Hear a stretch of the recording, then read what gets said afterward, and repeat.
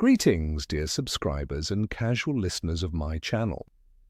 Every great story is woven from small details. Sometimes a single, seemingly insignificant moment can change everything. Each line, each action, each glance of a character, they are all part of a single mechanism that sets destinies in motion. And Harry Potter is exactly that kind of story, a story where nothing happens by accident. Today, I'll tell you about hidden parallels in the Harry Potter books and films, from subtle, mirrored reflections between the characters to tragic repetitions of their fates. Enjoy the video. Number 1, a mother's sacrifice. Let's start with the most powerful and symbolic theme, love that defeated death. When Lily Potter shielded her son, her sacrifice created an ancient magic that even Voldemort couldn't overcome.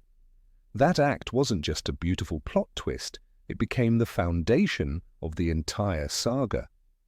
Years later, Harry repeated his mother's sacrifice.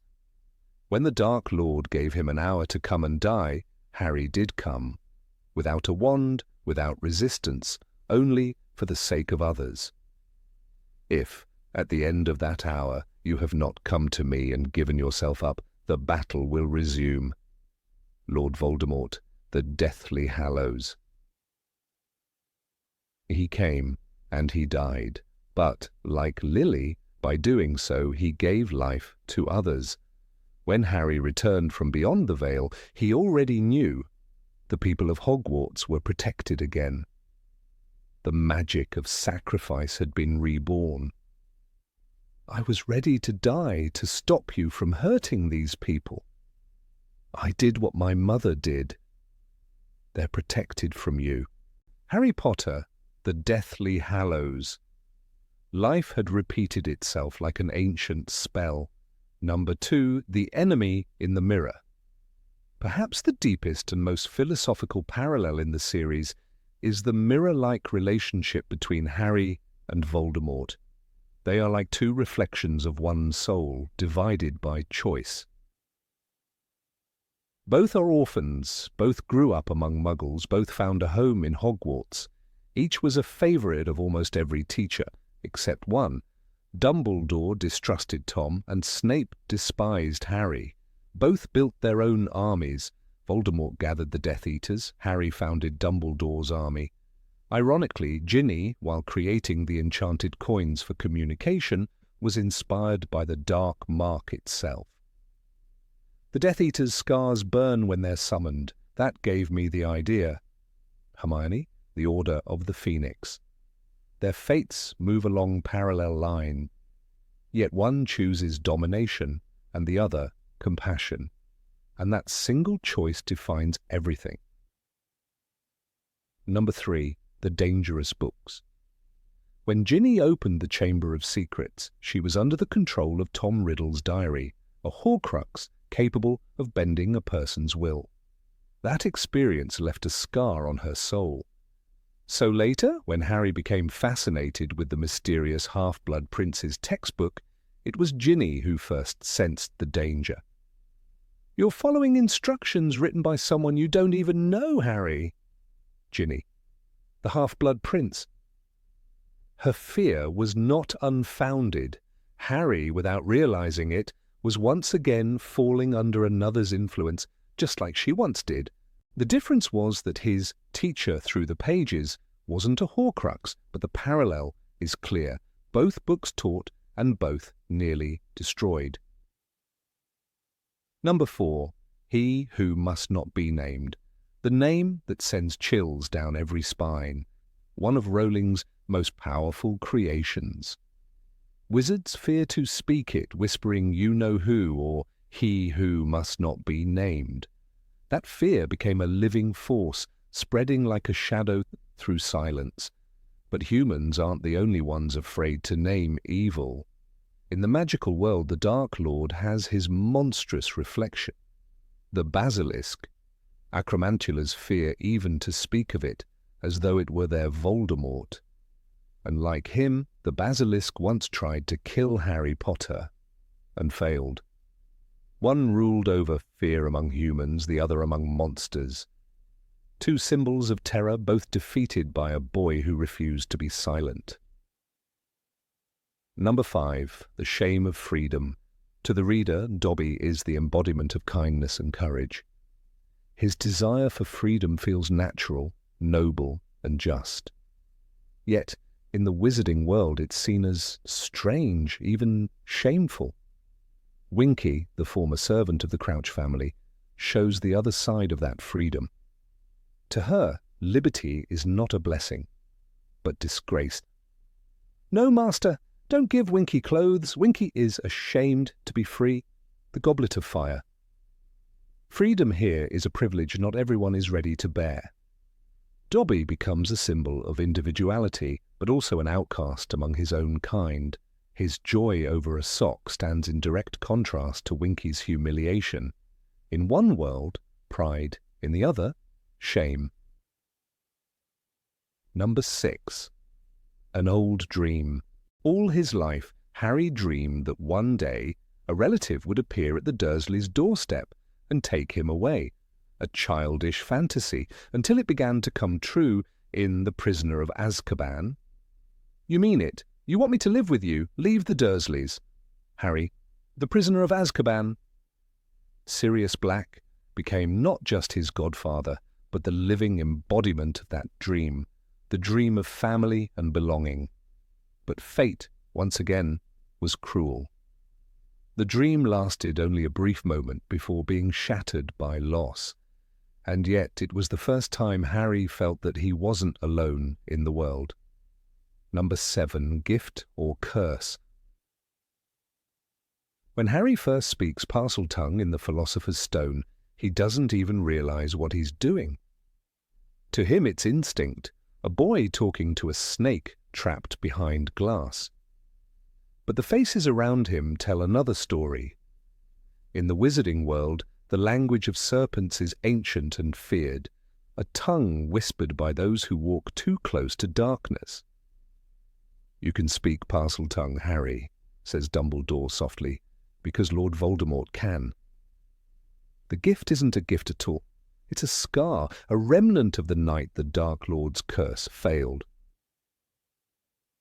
And yet, like so much in Harry's life, what begins as a curse becomes strength. In the Chamber of Secrets, his ability to speak to snakes saves Ginny Weasley's life and reveals the truth of the monster within the walls. Voldemort used serpents as weapons, symbols of control and fear. Harry uses the same power to protect and to understand. The snake, the creature of temptation and death, becomes the bridge between two souls divided by fate. The difference between them is choice. One commands life, the other respects it. As Snape once said, "You speak the language of the Dark Lord," but Harry proves that even a language of darkness can be used to serve the light. Number 8. The Deathly Hallows Paradox. The tale of the three brothers is more than a bedtime story. It's a reflection of the choices every wizard must face: power, love, or peace. Antioch Peverell demanded strength and received the Elder Wand, but his arrogance led to his death. He killed a man out of pride, the story says, and was murdered in his sleep. Centuries later, Dumbledore followed the same path. He believed he could master death through wisdom and control, yet the wand's curse turned against him. "Do not pity the dead, Harry," he says after his fall. "Pity the living." It's his final confession, that no one can own death without becoming its servant. Cadmus Peverell used the Resurrection Stone to summon the woman he loved, but she returned only as a shadow. His despair drove him to end his life. In that, he mirrors Severus Snape, forever haunted by the ghost of Lily Potter. Both were men who loved so deeply that they could not move on. Only Ignotus, the third brother, understood the truth. He hid from death until he was ready, and then greeted it as an old friend. That wisdom is echoed in Harry, who accepts mortality without fear. He doesn't seek to escape death, he walks toward it willingly. Like Ignotus, he understands that real immortality is not in power or magic, but in love that endures after life ends. Number 9, the power of a name. In the world of magic, a name is never just a label. It carries power, memory, and meaning. Tom Riddle understood that better than anyone. He rejected his birth name, carving himself a new one. Lord Voldemort. It wasn't only vanity, it was denial. He erased every trace of his humanity, even his father's Muggle blood. "I am Lord Voldemort," he wrote in fire, rearranging the letters of his name. But in doing so, he cursed himself. A man who rejects his own name rejects his own soul. Voldemort's name became a spell of fear. One people dared not speak, as if silence could protect them from what he'd become. Harry, on the other hand, never hides behind titles. He doesn't seek them. The Chosen One, the boy who lived, the Saviour, none of these matter to him. He is simply Harry Potter.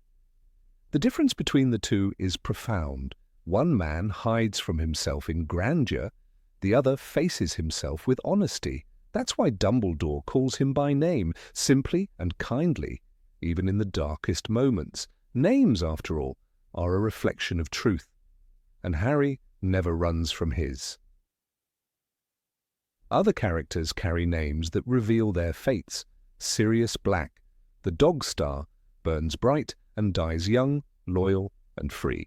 Remus Lupin's name is tied to wolves, the creature that defines his pain and his compassion. Even Severus Snape's Latin root, Severus, means stern. And yet beneath that severity lies mercy. "Look at me," he whispers as he dies, the most human plea from the man who lived by rules. Every name in this story is a mirror, a prophecy, and a scar. They remind us that magic begins not in wands or spells, but in the power of what we choose to call ourselves. Number 10, the Eternal Circle.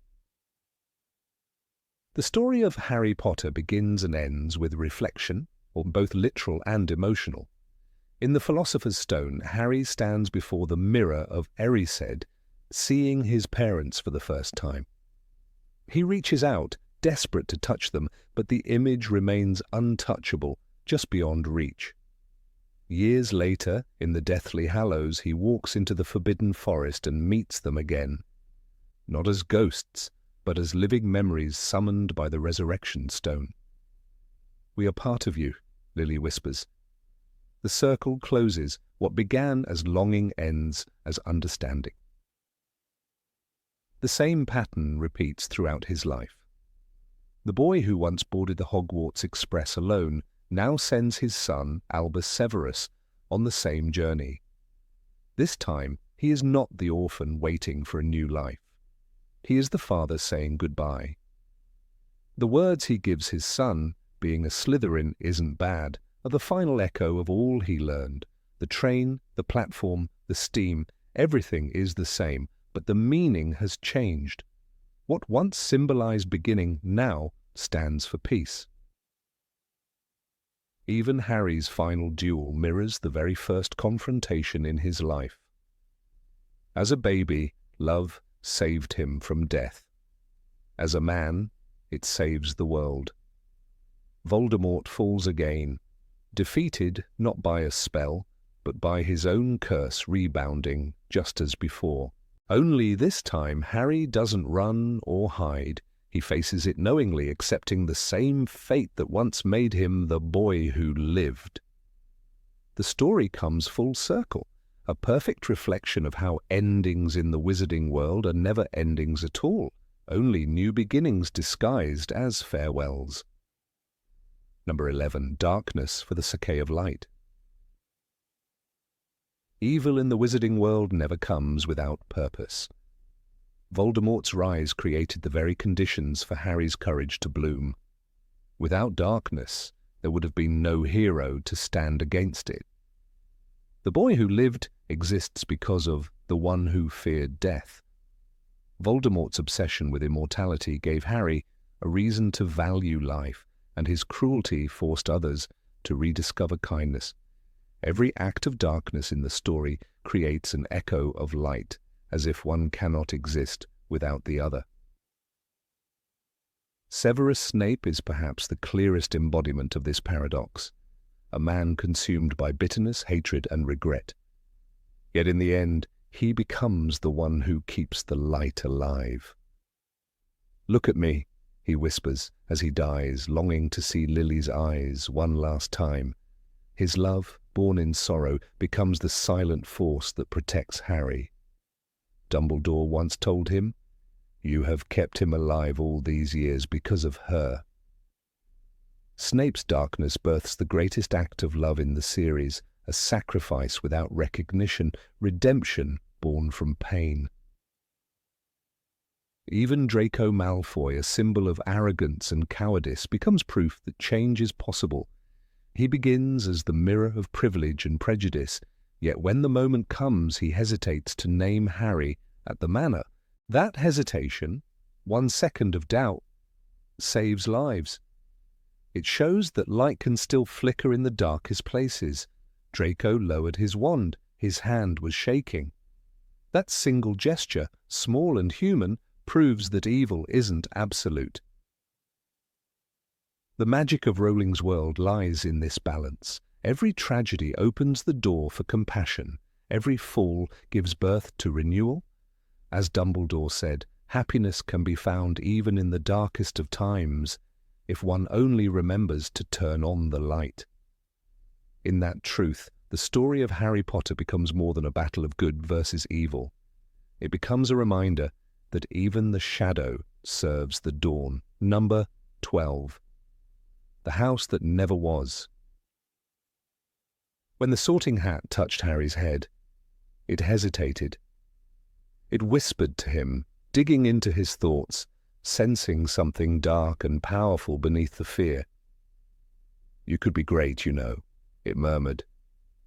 "It's all here in your head, and Slytherin will help you on the way to greatness." The hat saw ambition, cunning, and determination, the same traits that had once defined Tom Riddle. In that moment, the boy who lived stood at a crossroads, one path leading to light, the other to shadow. Harry's whisper, "Not Slytherin, not Slytherin," changed everything. It wasn't just a plea, it was a choice. The hat sighed and said, "Well, if you're sure, better be Gryffindor." That single decision shaped his entire life.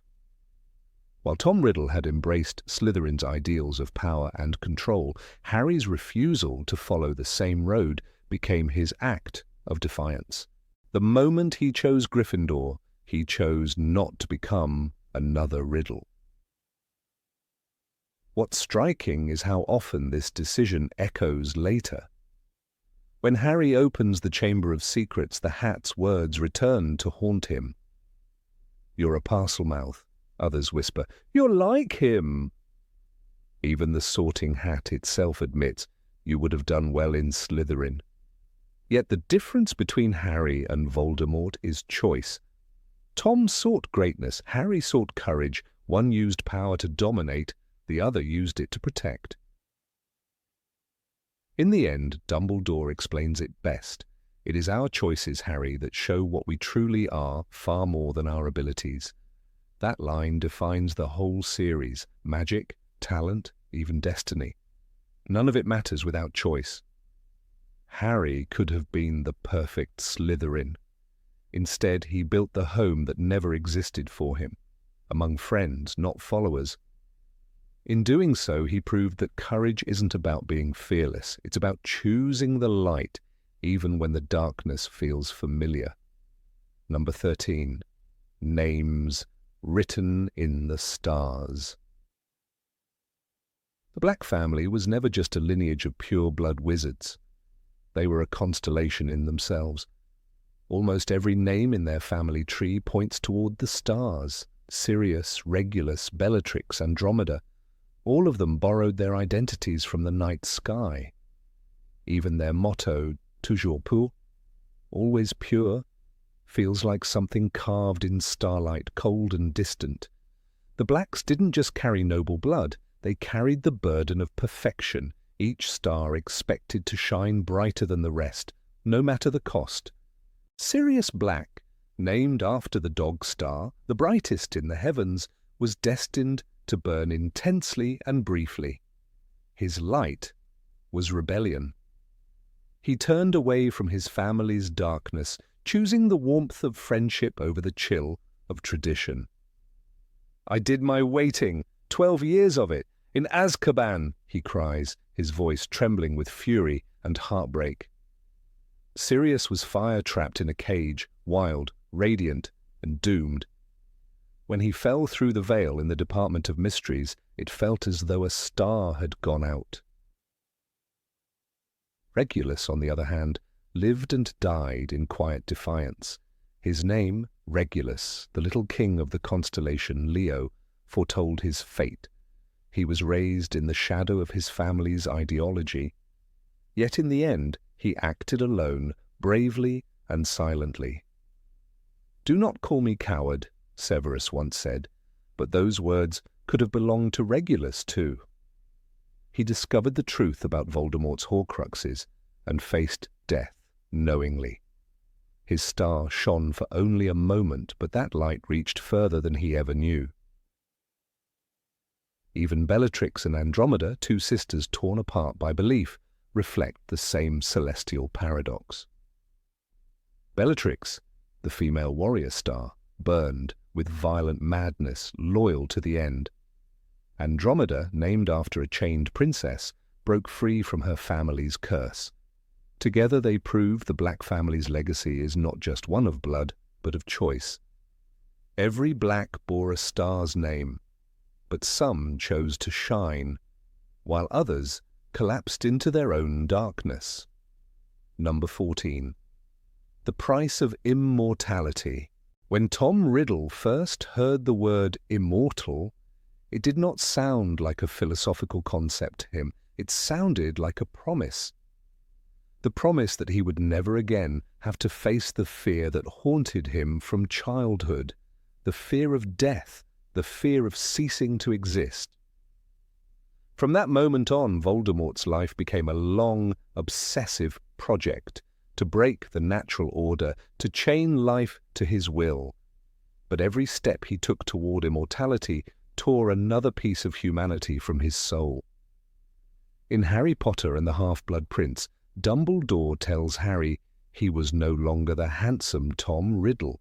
He was barely human.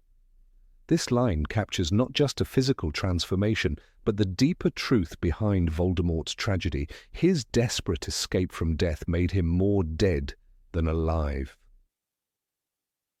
Voldemort's path begins with fear and ends with emptiness.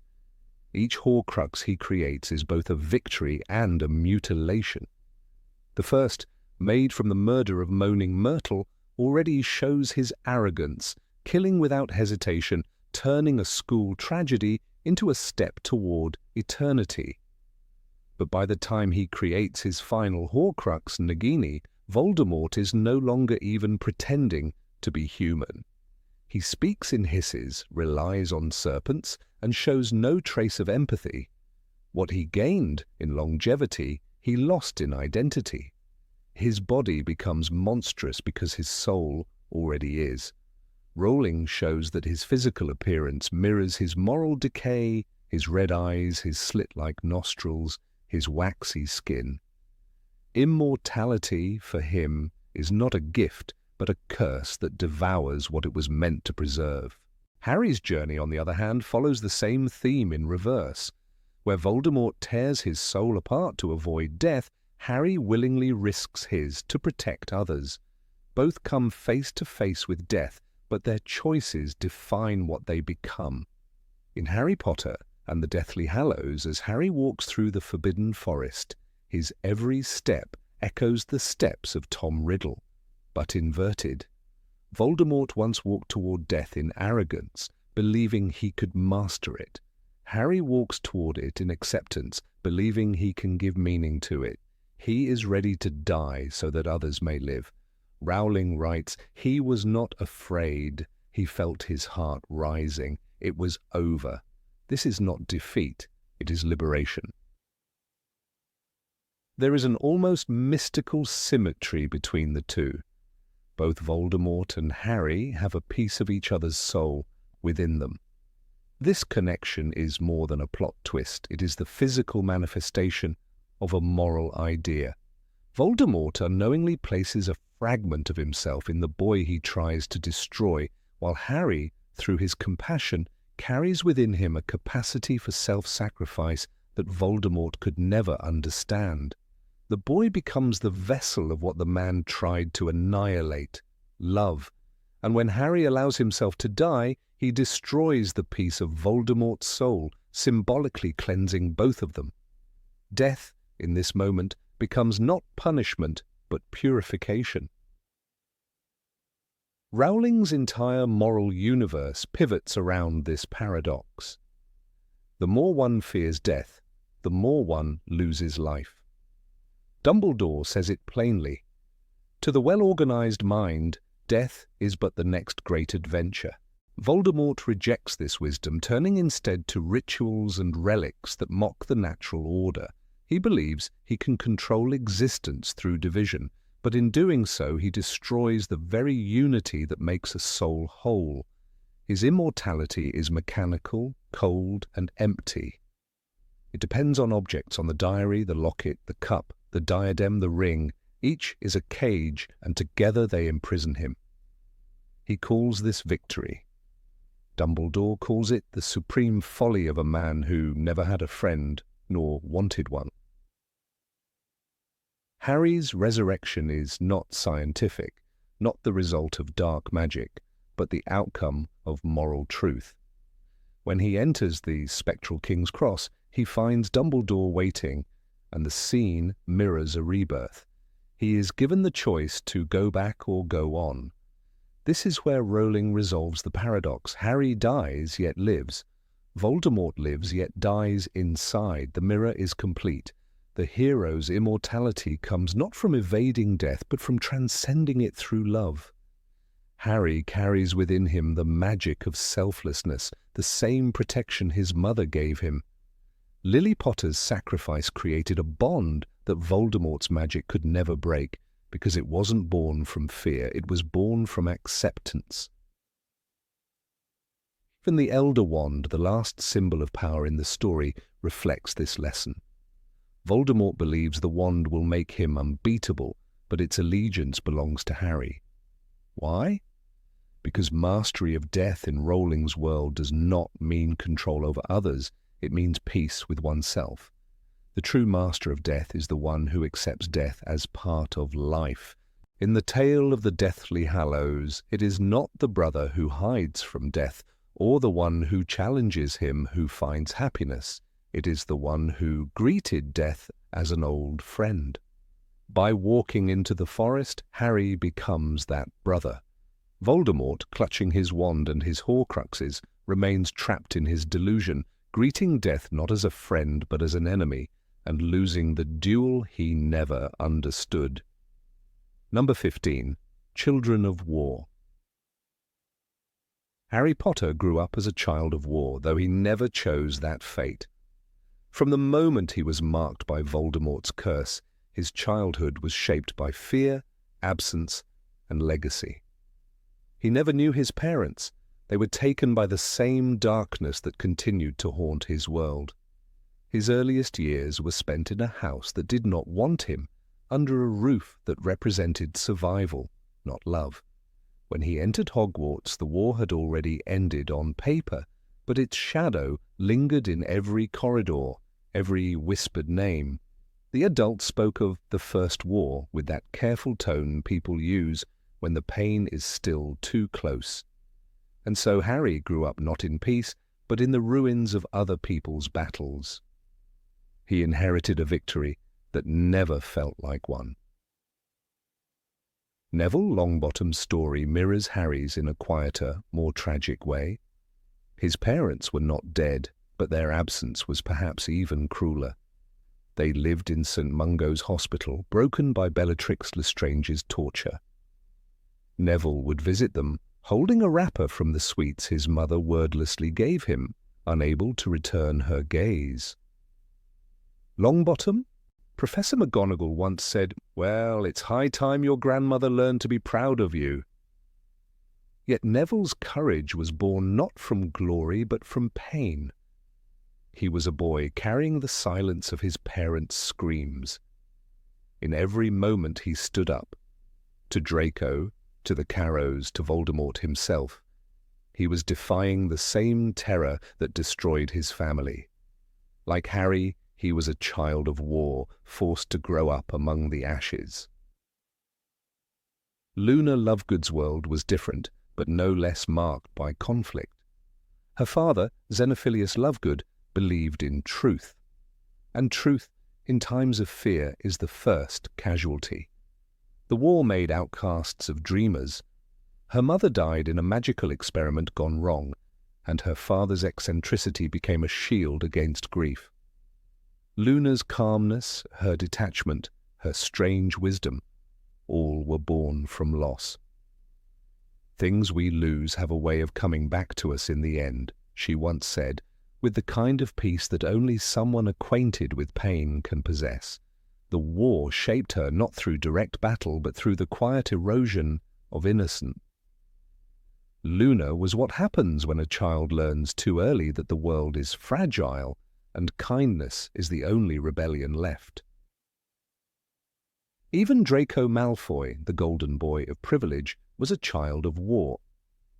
He was raised on stories of blood purity and greatness, a legacy written in arrogance and fear. His father, Lucius, had served Voldemort, and his mother, Narcissa, tried to hold her family together as their world crumbled. When Draco was told to kill Dumbledore, he was not being asked to prove his loyalty. He was being used to punish his father. "I don't have a choice," he whispered, trembling with the weight of expectations too heavy for his 16-year-old shoulders. The Malfoys, for all their pride, were prisoners of the same fear that ruled everyone else. Draco's story shows that not all children of war are heroes. Some are simply survivors, trying to break free from their parents' sins. What unites these four is not blood or background, but inheritance, a shared trauma passed down from a generation that failed to prevent another war. Their parents lived through Voldemort's first rise, fought in the Order of the Phoenix, or served the Dark Lord, and carried the scars of that divided world. The next generation, raised among ruins, became the reluctant heirs of their mistakes. Harry never chose to be a savior, Neville never asked to be brave, Luna never sought to be different, and Draco never wanted to be cruel. Yet each of them faced the same question: will you repeat the past or reshape it? At Hogwarts, the war wasn't just outside. It lived inside the walls. Every ghost, every portrait, every tradition carried fragments of history. "We were only truly united when we faced death," Professor McGonagall said, echoing a truth the school had lived through again and again. The Sorting Hat had once warned them, and now the Sorting Hat is here, and you all know the score. I sort you into houses, but I fear we're dividing more. The war revealed how right it had been. Gryffindor bravery, Slytherin ambition, Hufflepuff loyalty, Ravenclaw wit, all became weapons in the hands of fear. The children inherited divisions they did not create, yet were asked to heal them. When Harry, Ron, and Hermione returned for the Battle of Hogwarts, they found a school ruled by tyranny. Carrows patrolled the halls, students were tortured, and the air reeked of fear. And yet this was also the place where friendship defied darkness. Dumbledore's army, led by Neville, Luna, and Ginny, became the living proof that unity could survive even in captivity. Every great wizard in history has started out as nothing more than we are now, Harry once said. That belief, and that ordinary people could stand against evil, was the quiet rebellion of a generation that refused to bow. Neville's final act of courage was not just the killing of Nagini, but the culmination of everything his parents lost and he reclaimed. He stood before Voldemort and declared, "I'll join you when hell freezes over." It wasn't bravado, it was inheritance transformed. The boy who once lost his toad had found his voice. He was no longer the shadow of his parents, but their redemption. Harry might have been the chosen one, but Neville was the one who showed that heroism could grow in silence. Number 16, the final Horcrux. When Harry walked into the Forbidden Forest that night, he was not walking toward death, he was walking toward truth.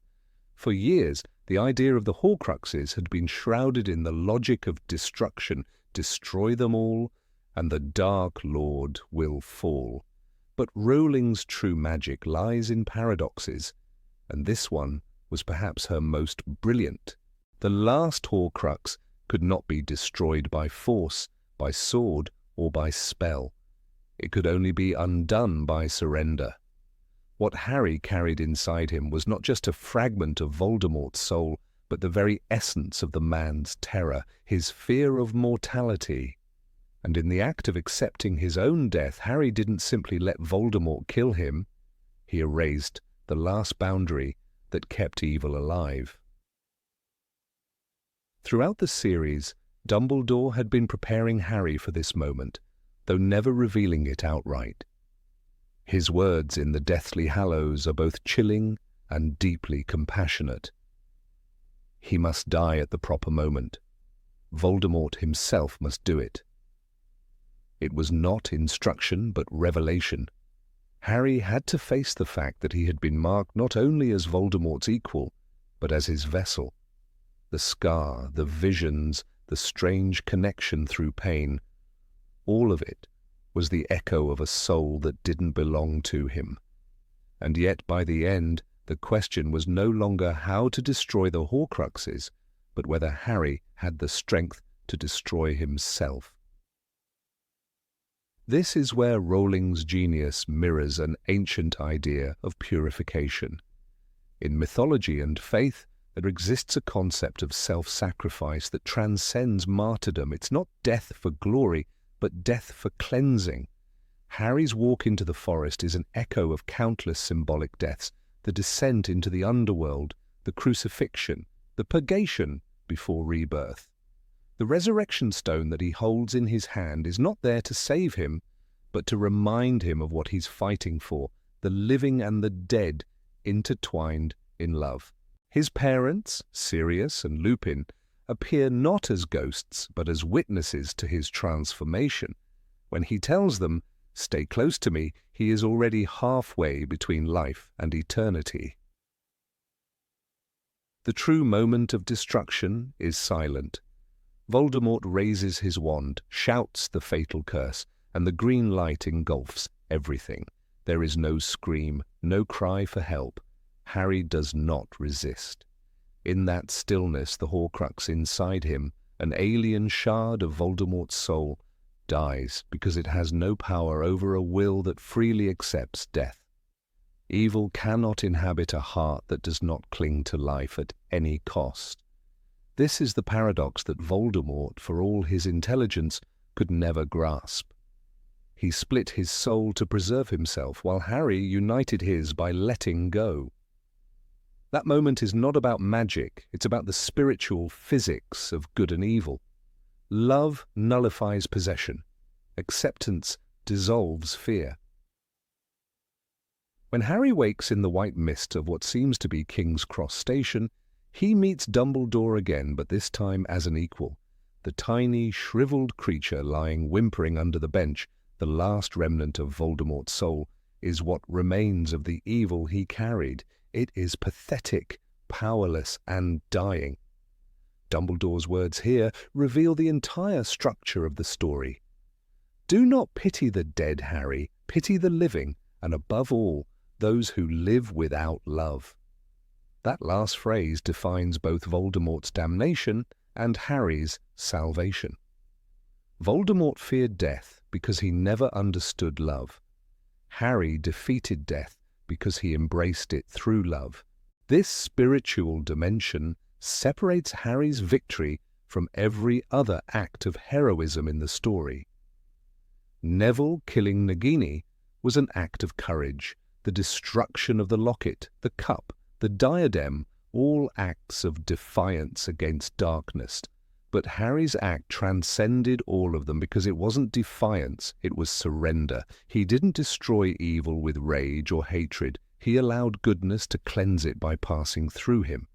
That's why the final Horcrux was undone not by a weapon, but by the absence of resistance. In that moment, Harry achieved what even Dumbledore could not, the perfect understanding of mortality as the end of fear. Rowling gives us a clue to this transformation earlier, in The Half-Blood Prince, when Dumbledore says, "It is the unknown we fear when we look upon death and darkness, nothing more." Harry's acceptance of death at the end is the living proof of that lesson. By walking calmly to his death, he becomes the antithesis of Voldemort, the man who fled from death by tearing his own soul apart. The boy who once trembled at the sight of a Dementor has now mastered the very fear that created the Dark Lord. It's not a duel between equals, but between opposites, between the will to control life and the will to release it. The story of the last Horcrux also exposes how deeply intertwined Harry and Voldemort had always been. From the very start, Harry's survival was the mirror image of Voldemort's downfall.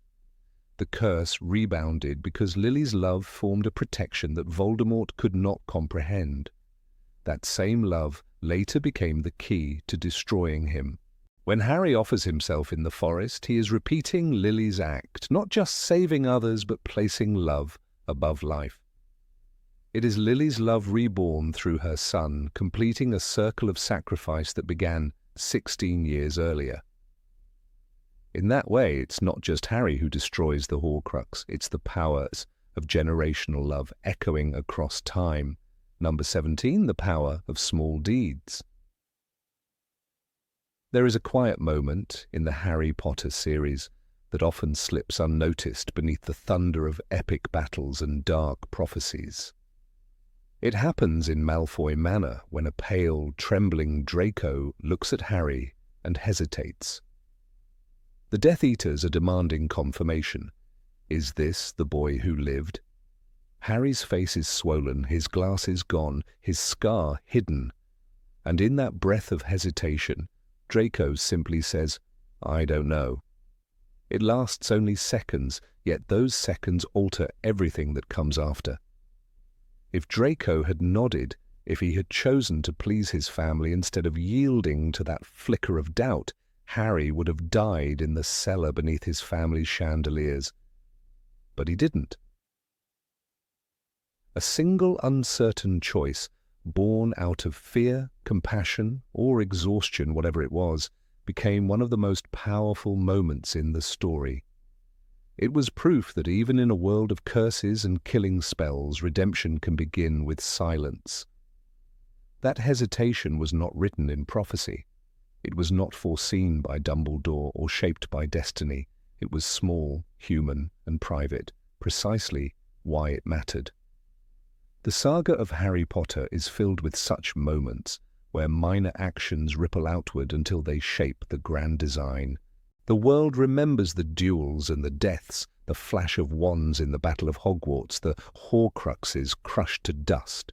But behind each triumph lies a single, fragile decision, one that could have gone unnoticed. Rowling never hides her belief in the quiet power of conscience. It is the reason the series breathes with humanity even amidst its magic.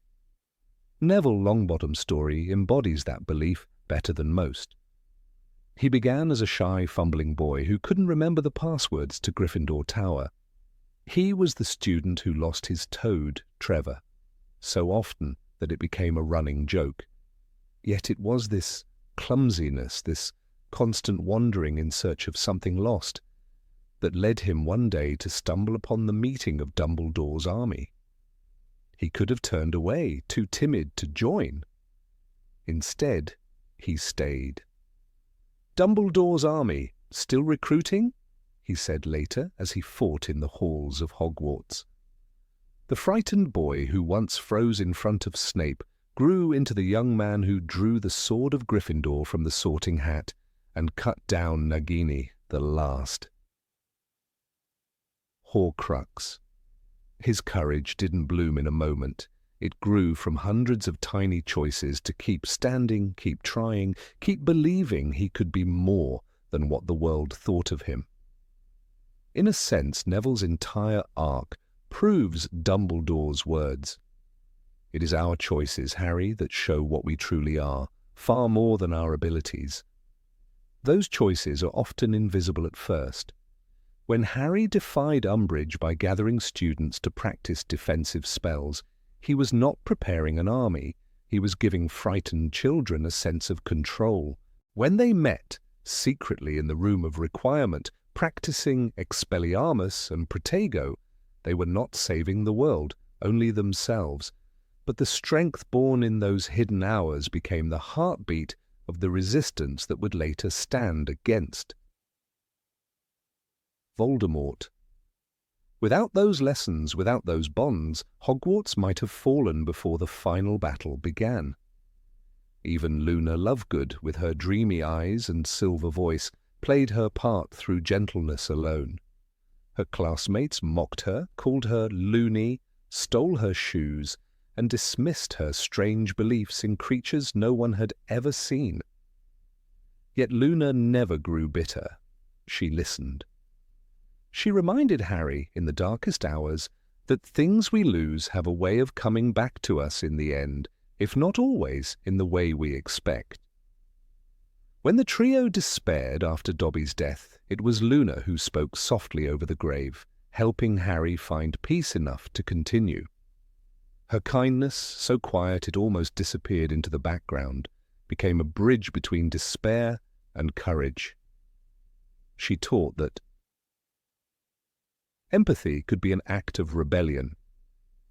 There is an unspoken thread connecting all these acts, the idea that the smallest gesture can defy evil. Take Creature, the house elf consumed by hatred and grief.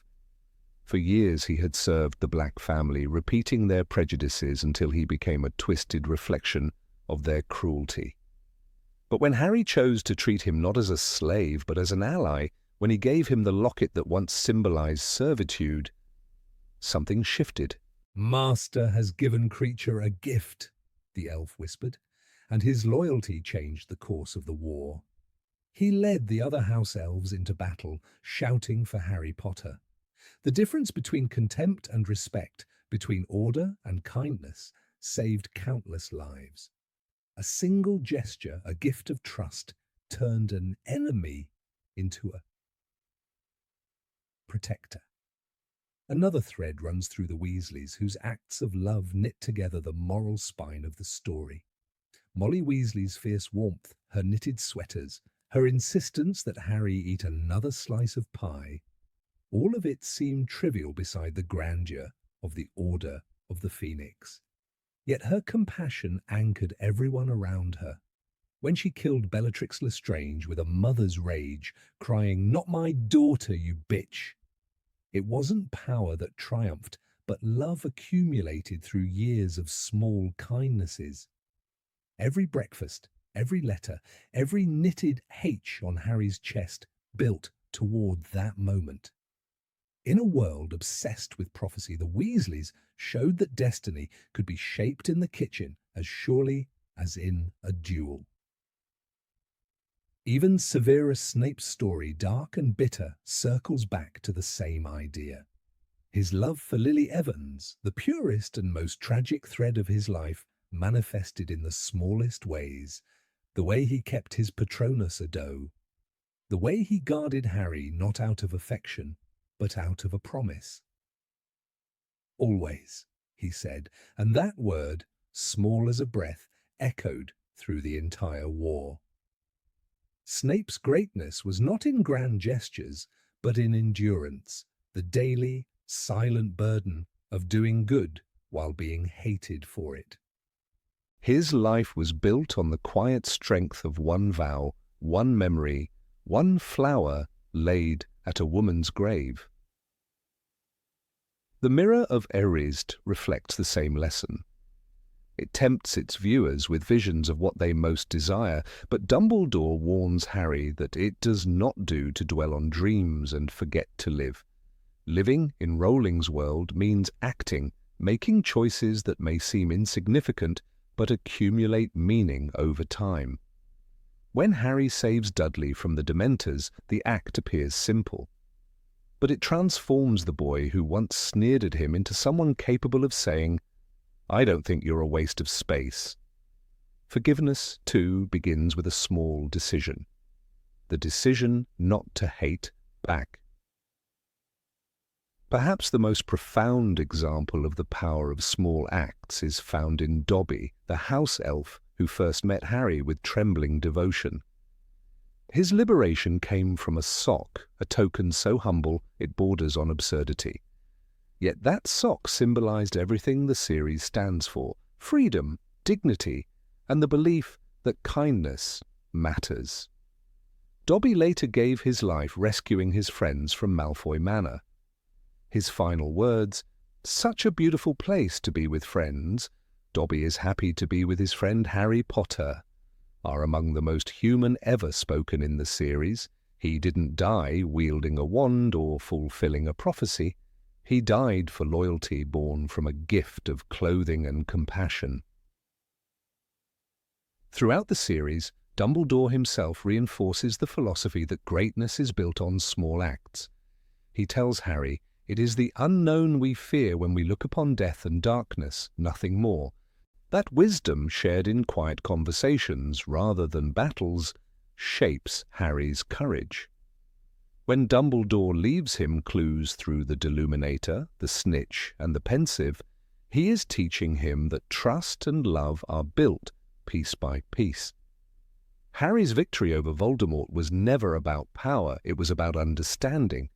When he walks into the Forbidden Forest to face death, he does so not because of a prophecy, but because every choice, every friendship, every loss has led him there.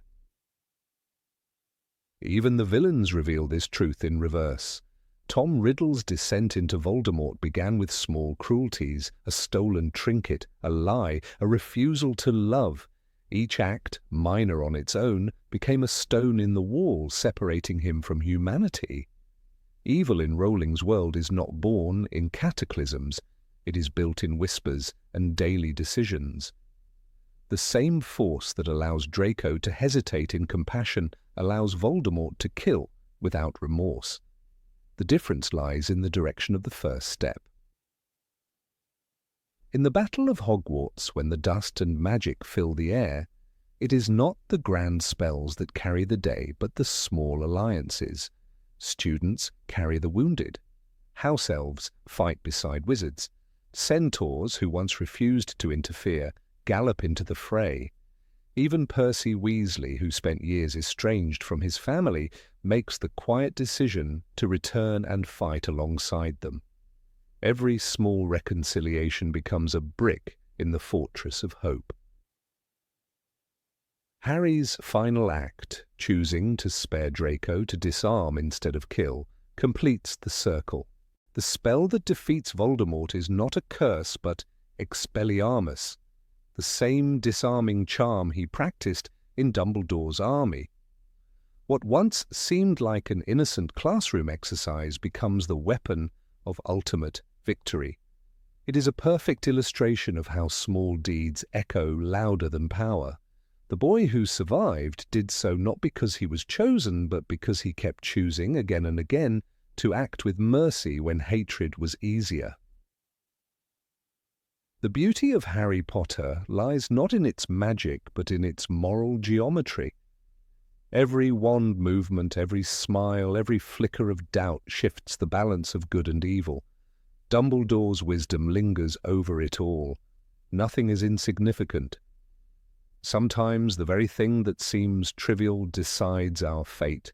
The story's true spell is not cast in Latin. It is woven through ordinary kindness, through the fragile, persistent courage to do what is right when no one is watching.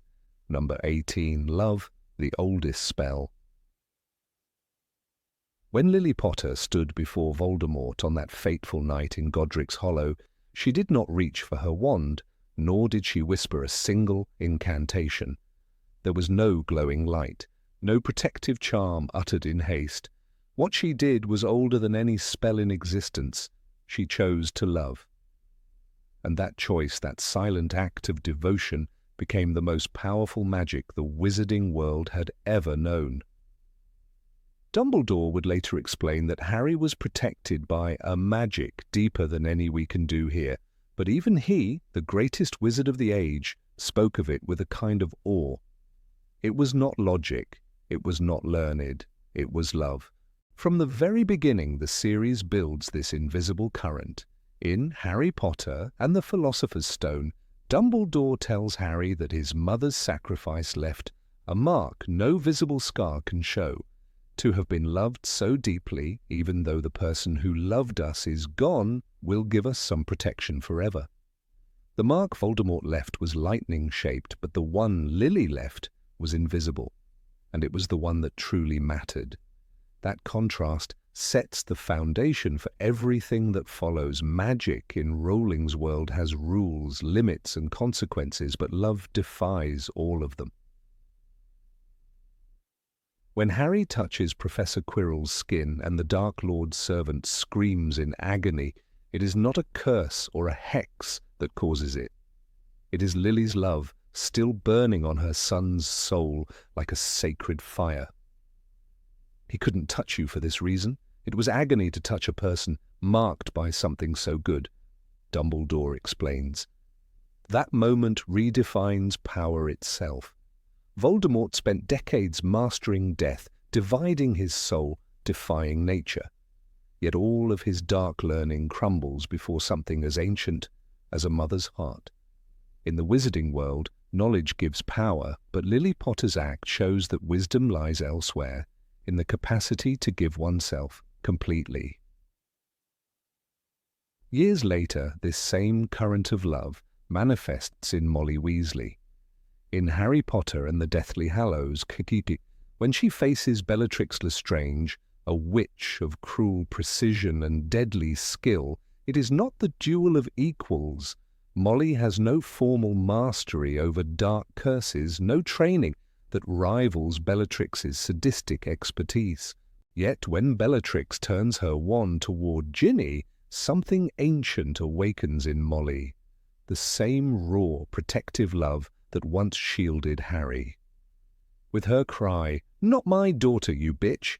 she unleashes a power rooted in emotion, not technique. And Bellatrix, who lived by cruelty, is undone by it. Love again proves itself stronger than hate, stronger than knowledge, stronger than fear. The thread continues through Severus Snape, perhaps the most tragic bearer of love's burden. His every action, every deception, every act of cruelty hides the same truth. He loved Lily Potter until his last breath. When Dumbledore asks, after all this time, and Snape answers, always, it is more than sentiment. It is a declaration of faith, in memory, in redemption, in something beyond the grave. His love for Lily does not save him in life, but it sanctifies him in death. It redeems his sins not because it erases them, but because it reveals that even in the darkest soul, love can take root and grow. Even Dumbledore himself, the embodiment of intellect and reason, acknowledges that love stands beyond his comprehension. In his youth, his friendship with Gellert Grindelwald was tainted by ambition and pride, but after his sister Ariana's death, Dumbledore learned a lesson no book could teach. When he tells Harry, "Do not pity the dead, Harry, pity the living, and above all, those who live without love," he speaks from personal failure. He knows that the absence of love, not ignorance or weakness, leads to ruin. His wisdom comes not from triumph, but from loss. Love also defines the choices that distinguish Harry from Voldemort. Both were orphans. Both were marked by prophecy. But where Voldemort saw love as weakness, Harry learned to make it his strength. "You're the weak one," he tells Voldemort in Order of the Phoenix, "and you'll never know love or friendship." That line is not defiance, it is truth. Voldemort's tragedy is not merely moral, it is spiritual. He cannot comprehend love, and therefore he cannot comprehend humanity. Every act of evil he commits is an echo of that emptiness. In the final battle, when Harry faces Voldemort in the Great Hall, no curse truly decides the outcome. Harry refuses to kill. He disarms, not destroys. His wand points not with vengeance, but with understanding. He chooses mercy over wrath. Expelliarmus defeats Avada Kedavra, not because it is stronger, but because it is purer. In that moment, love transcends revenge. Forgiveness becomes the final weapon. Harry's victory is not over Voldemort's body, but over his own soul. The choice to remain human when everything around him urged him to become a monster. The story repeats itself in smaller gestures. When Sirius Black risks his life for Harry, when Remus Lupin fights, though he fears his own son will grow fatherless, when Neville Longbottom stands against Voldemort despite trembling, all are variations of the same spell. None of them require incantations. They are all silent acts of love, rippling through the darkness like light through fog. Rowling weaves this motif so deeply that even the simplest moments carry it. When Dobby dies, saving Harry, whispering such a beautiful place to be with friends. It is love, pure, unconditional, and wordless, that redeems the broken house elf who once served cruelty. Even the Resurrection Stone, one of the Deathly Hallows, bends to this theme. It does not bring back life. It allows one last farewell. When Harry uses it before walking to his death, he sees Lily, James, Sirius, and Remus, not as ghosts, but as love's memory. "They are part of you," James says, and Harry carries them in his heart, where no curse can reach. In that forest, he walks willingly to die, not to defeat, but to save. It mirrors Lily's sacrifice, closing the circle. The protection that began with a mother's love ends with a son's. Rowling's genius lies in treating love not as emotion, but as a form of divine law. It cannot be conjured or commanded, only lived. Every time a character chooses love, something sacred stirs in the story's fabric. Every time they reject it, the world grows colder. The Dementors, for instance, are creatures born from the absence of love. They feed on despair, freezing hearts until you'll be left with nothing but the worst experiences of your life. The Patronus charm, their only counter, is literally the manifestation of happiness and hope, the echo of love itself. Expecto Patronum means, I await a protector. But the protector is always love given shape by memory. Even the Marauders' story, James, Sirius, Remus, and Peter, shows love's dual face.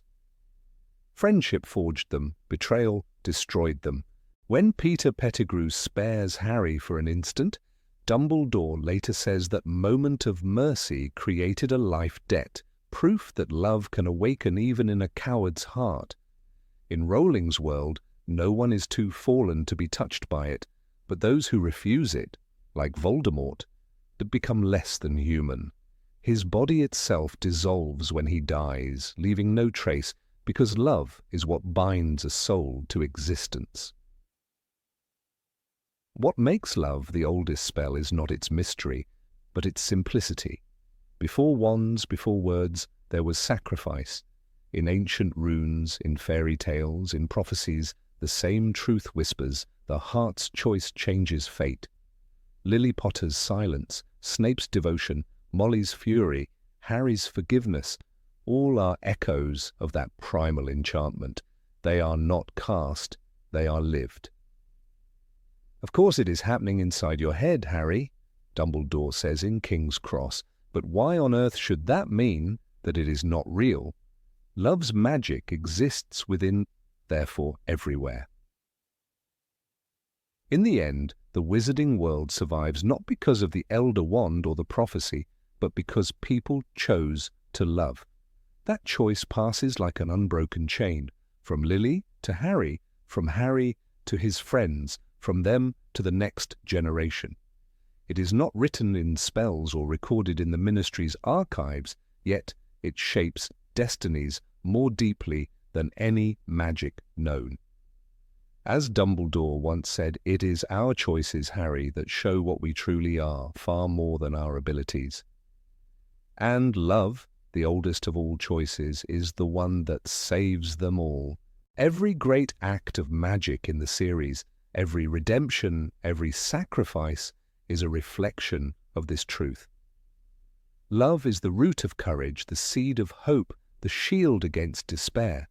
It does not glitter or roar, it whispers. But when spoken through actions, it alters the world. In Rowling's universe, it is not incantations that divide good and evil, but the willingness to place another's life above one's own. That, ultimately, is why Harry wins. Not because he was chosen, but because he chose to love. And so the entire saga, from the cradle in Godric's Hollow to the platform at King's Cross, is a circle of that same spell. It begins with a mother's embrace and ends with a son's forgiveness. No wand, no potion, no prophecy could rival it. Love, as Dumbledore says simply, leaves its own mark. And in the world of Harry Potter, that mark is the only one that truly lasts. Number 19, The Father's Shadow. James Potter's shadow follows Harry from the moment he enters the wizarding world. Every whisper of his name carries not only the memory of the boy who lived, but also the echo of the father who died protecting him. Yet when we finally glimpse who James really was, the picture fractures. We expect a saint. We discover a boy with flaws, brave, yes, but proud, reckless, and sometimes cruel. This contradiction shapes Harry's journey more than any spell or prophecy ever could. He spends his youth trying to live up to a legend, only to realize that his true strength lies in breaking free from it. The first stories Harry hears about his father come from Hagrid and McGonagall, tales of courage, talent, and loyalty. "He was a great wizard," Hagrid says with reverence in The Sorcerer's Stone, his voice trembling with emotion. To an orphan who grew up unloved and uncelebrated, this sounds like a promise that greatness runs in his blood. At 11, Harry wears the name Potter like a badge of honor, a connection to the parents he lost. He is their legacy, and that thought gives him courage. But legends are never the full truth, and Hogwarts soon teaches him that heritage is more complicated than heroism. The first real crack in the image of James appears in The Prisoner of Azkaban. There, through Remus Lupin and Sirius Black, Harry learns of the Marauders, a group of mischievous, brilliant boys who created the Marauders' map. They were daring and talented, the kind of students who made rules only to break them. It's easy for Harry to admire this. The map, the cloak, the mischief. It all fits the heroic father he has built in his imagination. Yet this admiration begins to waver the moment he looks into Snape's memories 2 years later. In the Order of the Phoenix, during occlumency lessons, Harry accidentally falls into Snape's pensieve and sees the truth he was never meant to know. James Potter, the golden boy, stands by the lake, surrounded by laughter. Not because of kindness, but because of humiliation. He torments a younger Severus Snape, dangling him upside down in front of the entire school. Harry watches in horror as his father mocks Snape, just as Dudley once mocked him. "Leave him alone," he wants to scream, but the memory won't change. When Lily Evans calls James out, he smiles arrogantly. "I'm bored," James says, flicking his wand. The moment shatters the myth. For the first time, Harry sees the shadow his father cast. The revelation is devastating because it forces Harry to question not only his father's morality but his own identity. For years, he has heard that he is just like James, in looks, in Quidditch, in courage. But if that likeness includes cruelty, what does that make him? It is one of the most quietly powerful turning points in the series because it shows Harry's maturity. He doesn't excuse what he sees, he doesn't pretend his father was perfect. He learns something deeper, that heroism and humanity can coexist with failure. What separates Harry from James is not magic or skill, but empathy. When faced with the same temptation to use power to hurt, Harry makes a different choice. In The Half-Blood Prince, Draco Malfoy stands trembling in the bathroom, wand raised. Harry disarms him with a spell learned from Snape's old book, Sectum Sempra. The spell slices Draco's chest open, and the blood shocks Harry into guilt. He's not James, the reader realizes in that moment. He's not the boy who finds amusement in others' suffering. He heals, he regrets, he learns. That humility and that capacity for reflection becomes his true inheritance. Sirius Black's description of James is crucial. He was a good man, though he wasn't perfect. The sentence lingers like an echo of forgiveness.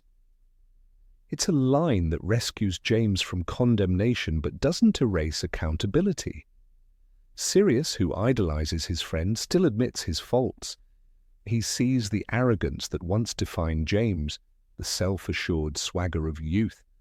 But he also sees the transformation that followed. James grew up, he insists. He changed when he met Lily. That change, the decision to mature, to put love above pride, is what saves him in the end. He dies protecting his family. And in that death, Harry inherits not arrogance, but courage refined by compassion.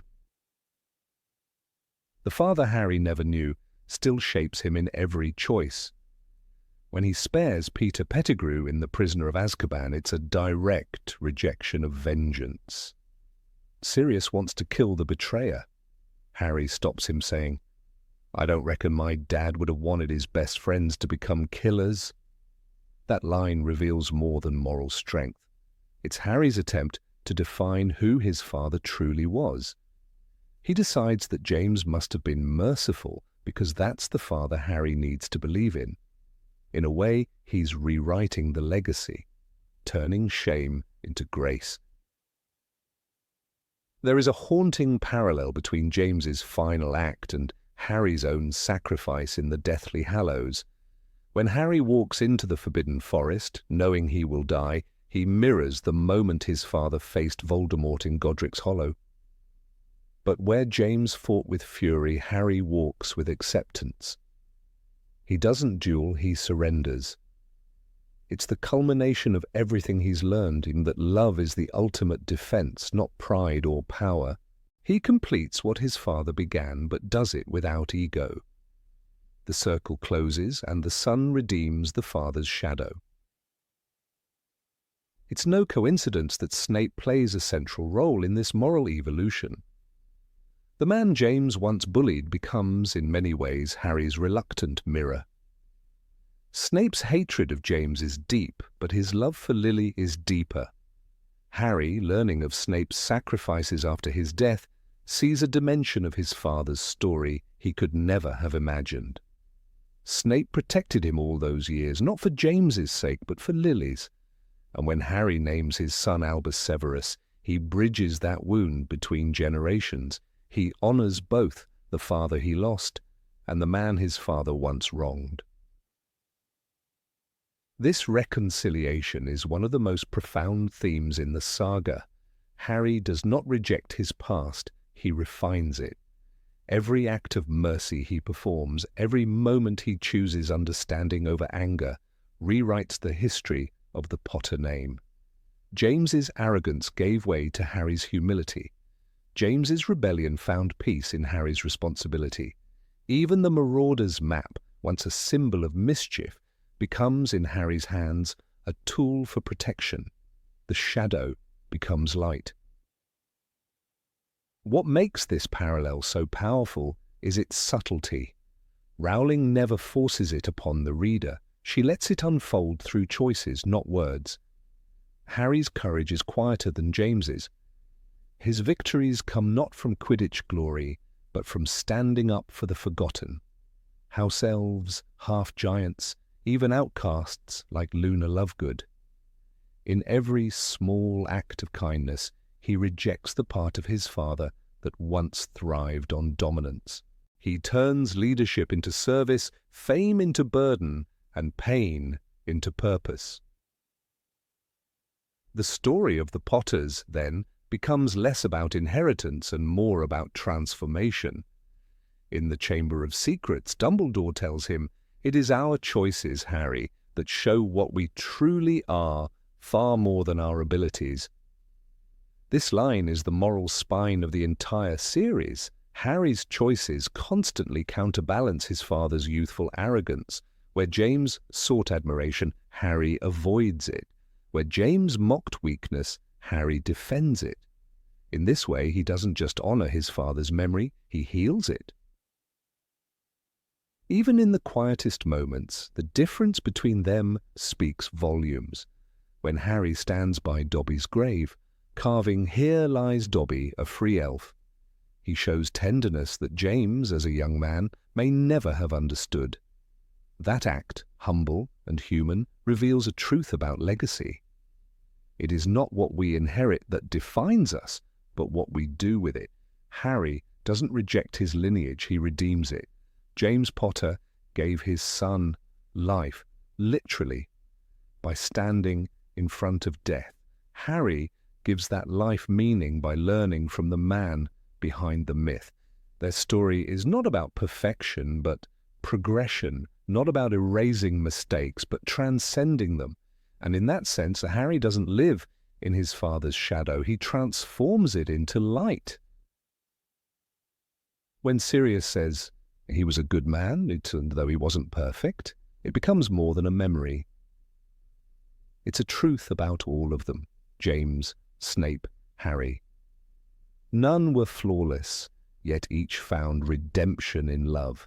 The boy who grew up under the weight of his father's legend ends his journey by becoming something greater. Not a reflection, but a correction.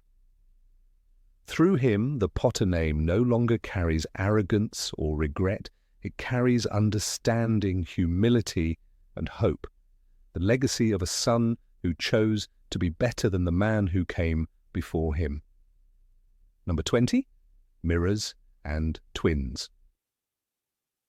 In the world of Harry Potter, mirrors are never just mirrors. They are reflections of truth and distortion, identity and illusion, light and darkness.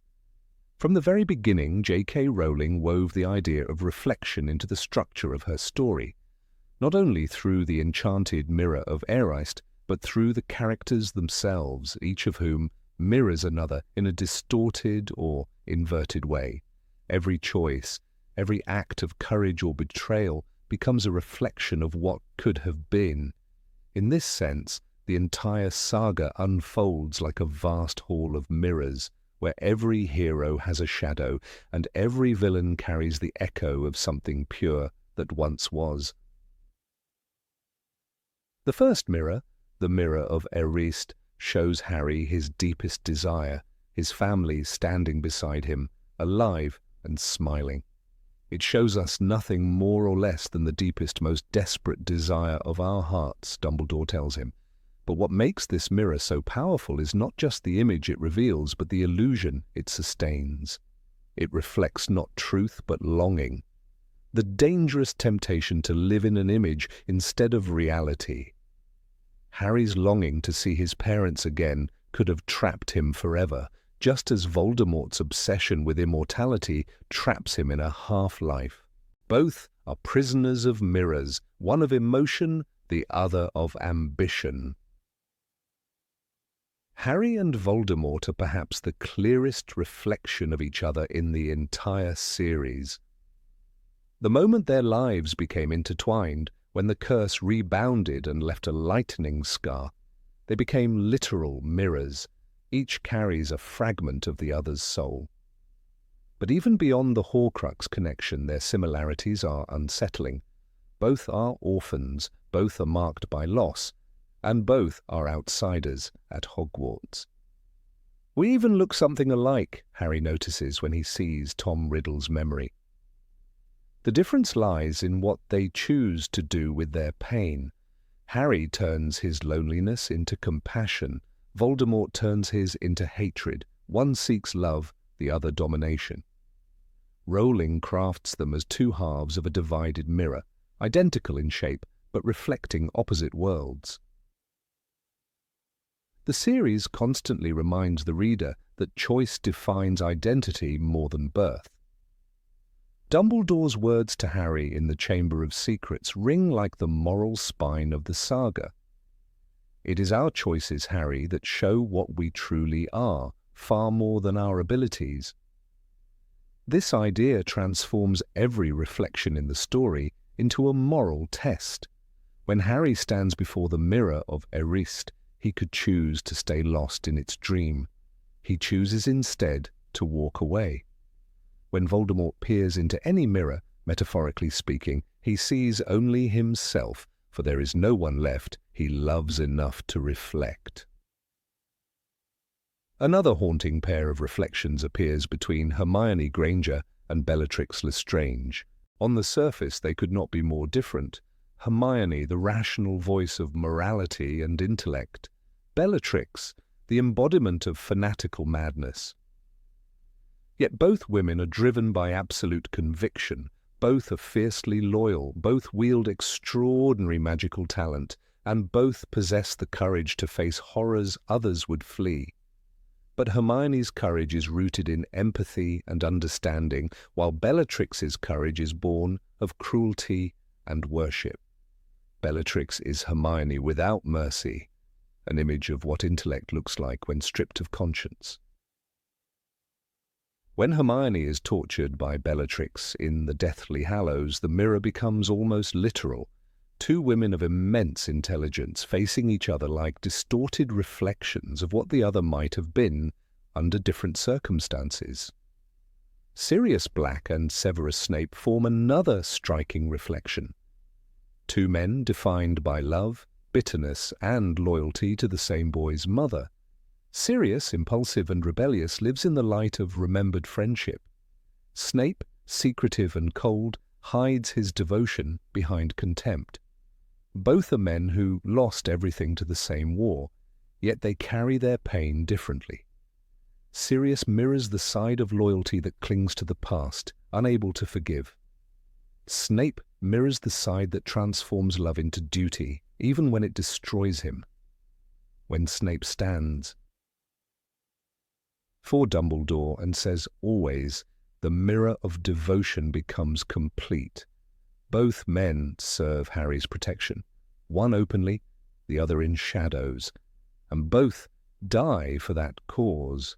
They are reflections of what it means to love beyond redemption, one through reckless affection, the other through silent sacrifice. Even minor characters form part of this vast mirror maze. Peter Pettigrew, the weak and fearful friend of James Potter, reflects the darker possibility of Ron Weasley. Both occupy the same position in a trio of friends, both crave belonging, and both are often underestimated. Yet when the moment of truth arrives, their choices define them. Peter chooses survival over loyalty. Ron chooses loyalty over fear. It is no coincidence that both characters own a rat at some point. One literal, one symbolic. Pettigrew is the rat who betrays. Ron is the boy who remains faithful even when his courage falters. The story of Pettigrew's death, strangled by his own magical hand after hesitating to kill Harry, is a mirror closing on itself. The reflection punishes the reflection. The mirror motif even extends to the architecture of Hogwarts itself. The moving staircases, the enchanted portraits, the reflective waters of the Black Lake, all function as surfaces that distort and reveal. When Harry and Dumbledore retrieve the fake Horcrux from the cave, Dumbledore tells him, "This potion might paralyze me, might make me forget why I'm here." The idea of forgetting oneself in illusion, of losing reality within reflection, echoes the danger of the mirror of Erist. Every step in the story warns against the seduction of what seems beautiful but false. Another reflection lies between Albus Dumbledore and Gellert Grindelwald, once mirrors of each other's brilliance, divided by ideology. Both dreamed of a better world. Both were intoxicated by power. Dumbledore's eventual rejection of that vision mirrors his moral awakening, while Grindelwald's downfall mirrors the corruption of genius without restraint. When years later Voldemort confronts Grindelwald in the Deathly Hallows and Grindelwald refuses to reveal the location of the Elder Wand, the mirror shatters completely. The idealist who once believed in domination dies protecting the truth. The same symmetry appears between Draco Malfoy and Neville Longbottom, two boys of pure-blood heritage who take opposite paths. Draco grows up in privilege, yet becomes a coward enslaved by fear of his family's name. Neville grows up mocked and underestimated, yet finds courage greater than his peers. Both stand before the same choice during the final battle: surrender to darkness or stand against it. Draco lowers his wand, Neville raises his sword. One reflects what courage looks like when love guides it, the other what weakness becomes when pride replaces heart. Even the twins Fred and George Weasley embody mirror symbolism in a literal way. Their shared humour and unity show the beauty of perfect reflection. Two halves that function as one. But Fred's death in the Battle of Hogwarts breaks that mirror, leaving George incomplete. In the silence after Fred's fall, we see the cost of reflection. To love someone so deeply that their absence becomes a missing half of your own soul. In that moment, humour becomes tragedy, and mirroring becomes mourning. Reflection also defines Harry's relationship with his own father and with Snape. For years, Harry idolizes James Potter through the memories of others, only to discover that his father too had flaws. The pensive, another kind of mirror, shows Harry scenes he was never meant to see: James bullying Snape, laughing cruelly. He was a bit of an idiot, Sirius admits reluctantly. The truth forces Harry to confront that heroes too can cast dark reflections. It is this realization that allows him to see Snape differently, to understand that the man he hated mirrored, in his own broken way, the love Harry himself inherited. The entire structure of the story's climax is built upon reflection. When Harry willingly walks into the Forbidden Forest to die, he becomes the mirror opposite of Voldemort once again. The man who split his soul to avoid death faces the boy who gives his life to save others. When the killing curse strikes, Harry finds himself in a bright, endless version of King's Cross. Another mirror world, half reality, half dream. He meets Dumbledore, who tells him, "Do not pity the dead, Harry, pity the living, and above all those who live without love." The final mirror shows that death itself is not an end, but a reflection of the life one has lived. The series repeatedly teaches that reflection is both revelation and danger. The mirror of Erised shows desire but not truth. The pensieve shows truth but not forgiveness. Each magical surface forces its viewer to confront something they would rather ignore. When Harry faces Voldemort one last time in the Great Hall, wands raised, the mirror is complete, not between two enemies, but between two destinies. Voldemort dies by his own curse, struck down by the reflection of his hatred. Harry stands alive, not because of magic, but because he chose love over fear. Mirrors in Harry Potter are not simply glass and silver. They are the boundaries between self and other, good and evil, illusion and reality. Every character, from Hermione to Bellatrix, from Sirius to Snape, from Ron to Pettigrew, stands before an invisible mirror that tests who they truly are. And when we, as readers, look into these mirrors, we see our own reflections staring back, and the choices we make, the loyalties we hold, and the truths we sometimes fear to face. Number 21, The End and the Beginning. When the Hogwarts Express pulled out of platform 9 3/4 for the last time in Deathly Hallows, many readers felt the story had reached its gentle ending. Harry Potter, no longer the frightened boy with broken glasses and a lightning scar, was now a father sending his own child to the place that had once been his only real home. But there is something quietly powerful hidden in that moment, a perfect mirror between the beginning and the end. The boy who once stepped into the unknown with fear in his chest now stands as a man guiding someone else toward the same uncertainty. The circle of his story does not close simply. It heals. At the very start of the Sorcerer's Stone, Harry stood alone at King's Cross Station, surrounded by muggles who could not understand him, holding an envelope that promised entry into a world he had never seen. He was lost, confused, and deeply afraid. He had never even heard of Hogwarts, Rowling writes, as the boy stared at his ticket, unable to believe it could be real. That moment defined the tone of his journey, a leap into faith, guided only by the faint hope that somewhere out there he belonged. Years later, when Harry's son, Albus Severus Potter, stands in the same place, he is also filled with fear. The difference is that this time someone stands beside him. The symmetry is striking. The beginning shows a child without a father figure, abandoned and mistreated, stepping into a world that seems far too big for him. The ending shows a father who understands fear, offering compassion instead of dismissal. When Harry tells Albus being in Slytherin isn't bad, it is not just reassurance, it is redemption. It is a line that breaks 1,000 years of prejudice. It undoes the rigid line between good and evil that the wizarding world itself had drawn long before Harry was born.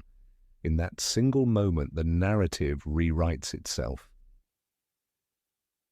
The story of Hogwarts was always a story of divisions: Gryffindor against Slytherin, courage against cunning, loyalty against ambition. But Harry's final act as a father, his refusal to let his son inherit those divisions, is the quiet revolution that finishes what Dumbledore began. In the Chamber of Secrets, the Sorting Hat tells Harry, "You would have done well in Slytherin." For years that possibility haunted him, as though it meant something shameful. By the end of the saga, Harry accepts that truth. His growth is not about defeating Voldemort. It is about learning that the world cannot be divided so easily. Even Voldemort's downfall echoes the same circle. The orphan who sought power to erase his fear of death meets his end at the hands of another orphan who learned to accept mortality. "Do not pity the dead, Harry, pity the living, and above all, those who live without love," Dumbledore once said. Harry learned that lesson. Voldemort never did. When Albus Potter leaves for Hogwarts, he carries not the burden of prophecy or destiny, but the freedom to be himself. The generation that once lived in war now sends their children into peace. The cycle that began with fear ends with acceptance.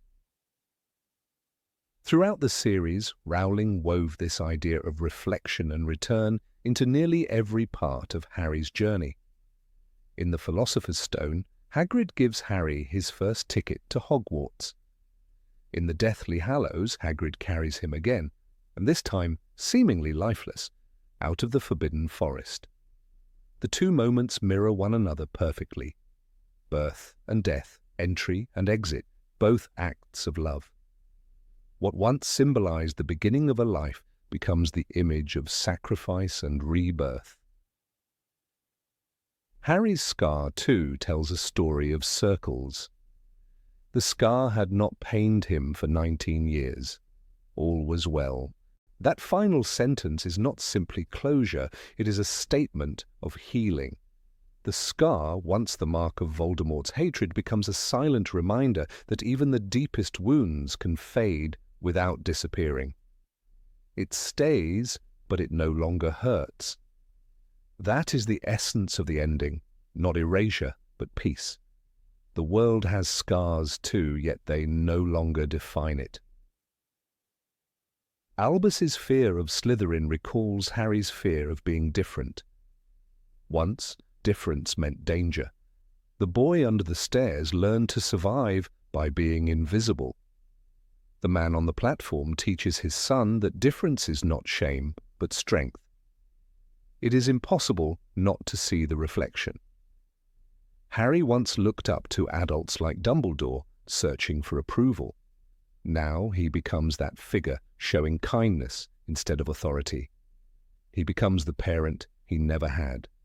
That, more than magic or prophecy, is the true victory of his story. The train itself, always the symbol of transition, becomes the thread that ties every generation together. At the beginning, the whistle of the Hogwarts Express was the sound of escape from a loveless home. At the end, it is the sound of continuity, of love passed forward. The scar had not pained him, Rowling wrote, but perhaps it is the train that shows why. The boy's journey never really ended, it only changed passengers. The same red steam engine that carried an orphan into destiny now carries a family into peace. There is also something quietly spiritual in that circular ending. The series begins and ends with an act of faith, stepping into something unknown. Harry trusted that the world beyond the barrier was real. Albus must do the same. Every reader who grew up with the books mirrors that experience too. We all began the story as Harry, and by the time we reached the epilogue, we had become him in a different way. Not the seeker, but the guide. It is an evolution that makes the story immortal, not through sequels, but through memory. The phrase "all was well" carries the weight of everything that came before. It does not deny pain or loss. It does not erase the graves of Fred, Lupin, Tonks, or Dobby. Instead, it acknowledges them quietly. Peace, Rowling suggests, is not the absence of suffering, but the ability to live after it. Harry stands at King's Cross again, not as the lost soul who met Dumbledore in a dream, but as a man grounded in the world he helped rebuild. The place that once symbolized departure now becomes a symbol of life continuing. This healing of the story also mends the relationship between past and present. The name Albus Severus is not random. It is an act of forgiveness. One for Dumbledore's flaws, one for Snape's sins. Both men shaped Harry through love and loss, and in naming his son after them, Harry accepts their humanity. He understands now what neither of them could fully express, that redemption is possible even for the broken. By giving their names to his child, he turns their tragic legacies into blessings. The cycle of secrecy, guilt, and regret that haunted the adults of his youth finally ends. Even the houses of Hogwarts seem to change meaning in that final scene. Slytherin, once synonymous with evil, becomes the focus of empathy. Gryffindor, once the house of heroes, steps aside. Being in Slytherin isn't bad, Harry tells his son, and in that single sentence, centuries of superstition collapse. The courage to challenge one's own prejudice becomes the new definition of bravery. The boy who once wanted nothing more than to be like his father now learns that his path can be different and still good. If one looks closely, every major theme of the series, fear, choice, love, and death, finds resolution in that scene. Fear turns to reassurance. Choice replaces destiny. Love bridges generations. Death loses its sting. What began as a tale of good and evil becomes a meditation on understanding. Harry's victory was never only about destroying Horcruxes. It was about proving that the human heart can heal after darkness. The end scene is quiet, almost mundane, yet it contains the full echo of that triumph. And so, the boy who once feared he might belong in Slytherin grows into the man who no longer fears what he might have been. The story that began with isolation ends in unity. The world that once whispered of bloodlines and purity now celebrates difference. The boy who lived has become the man who lets others live freely. That is why Rowling ended with peace, not glory. The war was won long before the epilogue, the moment Harry forgave the world that hurt him. From that moment on, all truly was well. Number 22. 3 Colours of Fate. Red, green, gold. 3 colours that appear again and again throughout the story of Harry Potter, almost invisibly woven into every turning point of his life. They are not just colours of houses, spells, and Quidditch. They are symbols of courage, death, and destiny.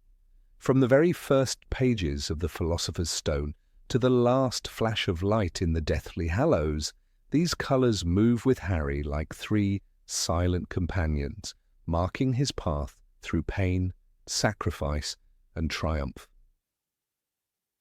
Red is the colour that begins it all. When Harry first arrives at Hogwarts, the scarlet banner of Gryffindor greets him with its fiery lion. It represents bravery, of course, but it also represents blood, the kind of blood that stains for love. It is Lily's blood, spilled not in war, but in the act of protection.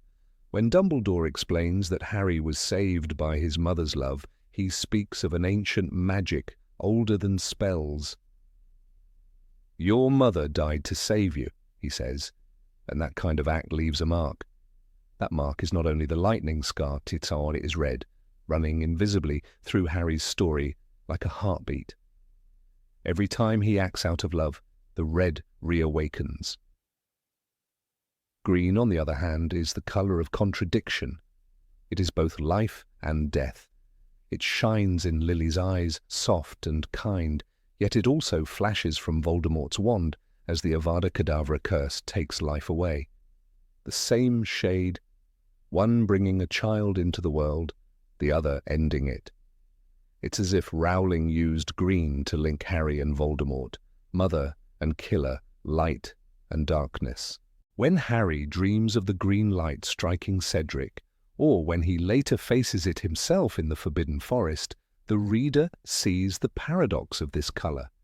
It is deadly, yet it is also the last thing he remembers before he meets Dumbledore at King's Cross, a place not of death, but of peace. Gold enters the story quietly, almost playfully.